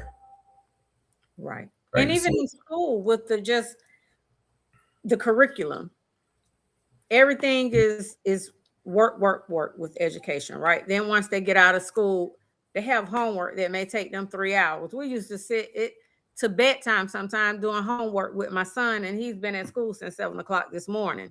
Mm-hmm. And then it's no outlet. Like, even in high school, because these kids are lost. And so it's nothing there. You just have teachers and principals beating you in your head to sit in the classroom, do the work. And then after that, they have nothing to do to keep them there. I know when I was in school, we had different programs in school that made you excited, one, to come to school, and two, you wanted to get good grades just so you can participate in fun things that happen at school, and they don't have that anymore. Yeah, I think the schools are struggling. I think us as a culture is struggling with education, right? Because it goes back to what I said. It's our grandparents, they walk 5-10 miles to school, right? And then you have kids nowadays who won't get on the bus to go there. Well, they don't want to go to school because they're put down when they get there. That when you're learning and they don't know, they're getting picked at, and no one's really helping them to do it. It's just your problem. Those are They parents. sit them to side. Those are parents' problems. I mean, his problem. Yeah, I understand that, but not having something to bring the kids to school. And I'm saying this because I'm in the community and I speak to them. And so a lot of them these are some of the things that I'm hearing as to why a lot of them are not going to school. And I know parents have to be held accountable for sure. But even for the ones that are sending their kids to school, the interest just is not there. And that's a culture. We have to look at, things holistically, right? I wanted to be a rapper, right? Because I thought that's what made money, right? And then we had band in school, so it can train you. It's Richard, right? And that was a backup plan with basketball, right? And so isn't that the school's decision or the school committee or? That's my point. That's my point, Shelly. Yeah. When it comes to and the superintendent has a lot of control over the curriculum, right? And so that's the curriculum and kind of the way that our public schools operate is the school board and the superintendent, right? And so if we have school board meetings and 25 people show up, then that's the issue there. At some point, I don't want to sound like I'm just beating on parents, because I'm a parent. But at some point, we're going to have to have a serious conversation with parents around how important education is. I think we'll be honest with ourselves in Atlanta. The cheating scandal happened here in Atlanta. It happened here, right? You have a lot of individuals that are functionally illiterate. Oh, wow. And so if you're functionally illiterate, how do you read to your child? Right? One of the things. So I belong to Kiwanis Club of Greater South. Well, it's actually an international club, and what we do is we supplement education. Now there are a lot of PTAs. I think you have to unfortunately, you can't allow a child to suffer. You shouldn't allow a child to suffer because of their parents. So I think it's important, like the community has to, as they say in church, stand in the gap, But one of the things we do with the Kiwanis Club is we supplement education. So we have fundraisers like maybe 3 times a year. We give the community an opportunity to weigh in and actually support. And then we do these programs. Last year we did a program. It was how to avoid the summer slide. And we partnered with a community business owner. I had some friends. They gave us like probably 100 computers. We gave them out throughout the year. And for those students who were part of the program, they went home with a brand new computer. But with that program, we have leadership. We talk with maybe a counselor and we say, where's your gap? And wherever the gap is, we supplement it. We give them incentives that if you bring your grades up in these particular areas, then we're going to reward you with a new computer. We're going to give you ice cream, maybe a bicycle. But we're going to be there. We're going to hold your hand where your parents are not holding your hand, so you'll feel supported, because that's what students need. They do. They need someone to hold at that age. They need someone to hold their hands. Now, on the college levels, a whole different thing. I tell my students when they get listen, you're an adult now. My job is to make you independent, but you have to get the student to that. And parents, for sometimes it's their own fault, sometimes, but there is, I believe, have to use a level of grace when it comes to even parents. So, people don't know what they don't know. Not everyone came from a two-parent household and understands, what their roles are and what they should be doing in any particular. They don't have that support system. They can't teach what they haven't learned themselves. You know what I mean? And you see a lot of adults, they have children, they are clueless when it comes to their in terms of what their child needs, and they're doing the best they can. So Right. when you get to be what you call an elder, then you have certain responsibilities, right? You have to bring people along. Now, if they don't want to do it, then there's nothing. I mean, this doesn't have to be a choice. But when you see that, it's there are a lot of opportunities to fill in those gaps where government doesn't have to do everything. We can do some things on our own. Of course, policy is very important, but until we get the policies that we need, we still do have to work to make our communities whole. Yeah, because our high school students are lost. They're lost. Mhm. Yeah, and the chat put reform the public school, start there. All right, this has been a very, very, very good conversation. To those still tuning in with us, thank you so much for sticking in. I am so appreciative of you guys. So let me go round robin. Because for the sake of time, I want to just have you guys just give us your thoughts on this. Is 2 minutes or less, and let the people know how they can get in contact with you guys if they, of course, to support you and to stay connected to the work you're doing. So I'm going to start with you, Dr. Maya. Final thoughts and how the people can get in contact with you.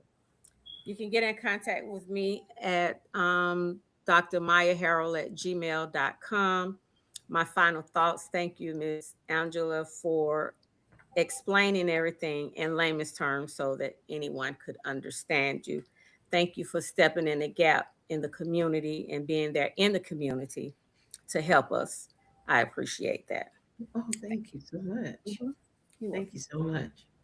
All right. And then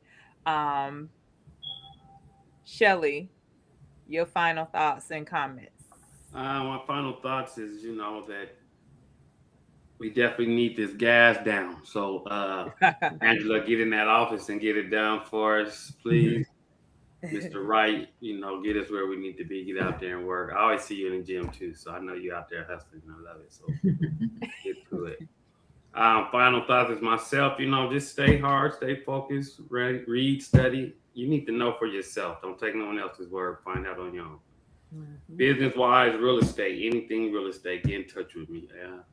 ShellyJSim@gmail.com, rems.homes. Anything real estate. It's time to start being homeowners. So it really matters. That's it. That's all. Love it. All right, Angela, you're very, very, very, very, very informative talk. So give us your final words. Let the people know how they can get in touch with you and support you. Okay, so Angela Presley. And my socials are YouTube, Instagram, Facebook, TikTok, X, and Blue Sky. But all of them are at Presley for GAPSC. That's also my website, presley4gapsc.com. You can also link to my socials from my website. My final thoughts are that we do need to flip this seat.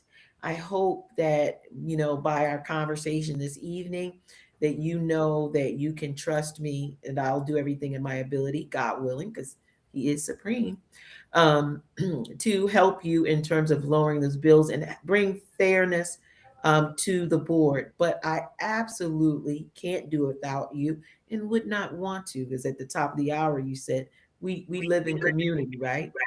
We don't live in silos. I have a huge community. And what I would ask you guys to do is share this information with all of your friends. Go to my website, go to my socials, share it, take 5, 10, 15, 20 people, send 20 texts out and ask them to please vote for Angela Presley for the Georgia Public Service Commission. Press Presley. Thank you. Nice.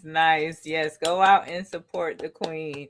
So Richard, give us some final words. Let the people know how they can get in contact with you to support the work you're doing, and if they have additional questions.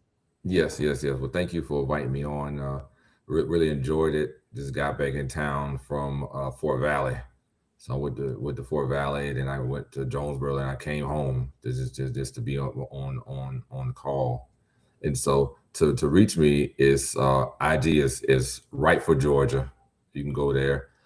My email address is richard@rightforgeorgia2026.com.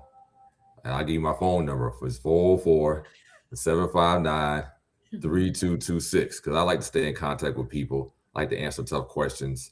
I believe that this is a prime time for us as a people to stand up. Right, we're facing the Voting Rights Act, and they're talking about taking away our power, but they can't take away, or we won't allow them to take away the vote. And so everybody out there, go vote. If 90% of African Americans voted, you will see a change. You will see a change because the people elected would change. Right? They would have to. They couldn't come to you. Either party couldn't come to you in 2026. What are they going to do for you? Right? They would have to have claimed before 2026. Right? That's how we as a people get what we want more in the political space, is to vote and to be consolidated together in that vote, and to ask and demand from people that we're voting for. And so I love that hopefully everybody on the call has a demand for me. I'm gonna be the president of the Georgia Senate. There need to be some demands. There needs to be, hey, you got my vote. These are the demands I want. I need you to fulfill them. And it needs to be an honest dialogue about that. And so that's what I say to everybody, is that, everybody else got demands. The other race got demands. They demand stuff. They don't ask, they demand it. So we don't have demands, collective demands. And so that's why, we're a lot of times in last place, because we're so divided. So, but now is the time to reach back to how our ancestors did things, and they did things together. Like, they marched together. They had goals and they had demands that they did collectively. So that's what we need to do, as a people. And voting is paramount. So vote like your life depended on it. When you go out, vote for Richard Wright, for Lieutenant Governor of Georgia. And I appreciate everyone. Well, we appreciate having you guys. Thank you so much.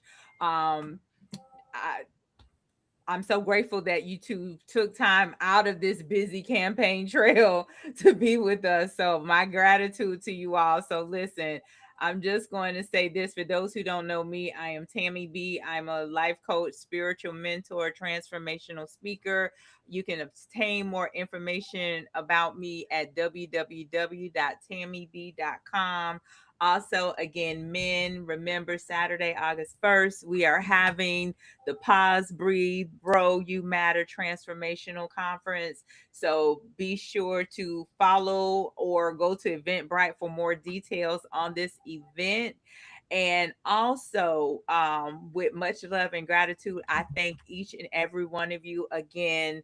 Angela, Richard, Maya, Shelley, thank you guys so much. Viewers, much love and gratitude to you all. Again, if you're not part of my community, I invite you to subscribe, as we are here weekly at 7:30 p.m. Eastern with new content. And please help us grow by supporting us by clicking the like button and or sharing this message with others. This was some powerful information, and definitely I learned some information in this process tonight. So I'm sure others have as also. So look, next Wednesday is the third Wednesday. It's our monthly men's talk. And guess what? ladies are going to be joining the platform, so you guys don't want to miss it. I know it's going to be a treat next week. So join our men as the women come to the stage. So as always, I'm going to, in closing, I'm going to leave you guys with this. You have to act as if it were possible to radically transform the world, and you have to do it all the time. That quote was made by Angela Davis. The words to go with that: real change begins the moment you stop waiting and start showing up with purpose. So stay consistent, stay courageous. Your voice, your vote, your actions, and your belief in something greater all has the power to create transformation. So listen, stay amazing. Peace, love, and blessings.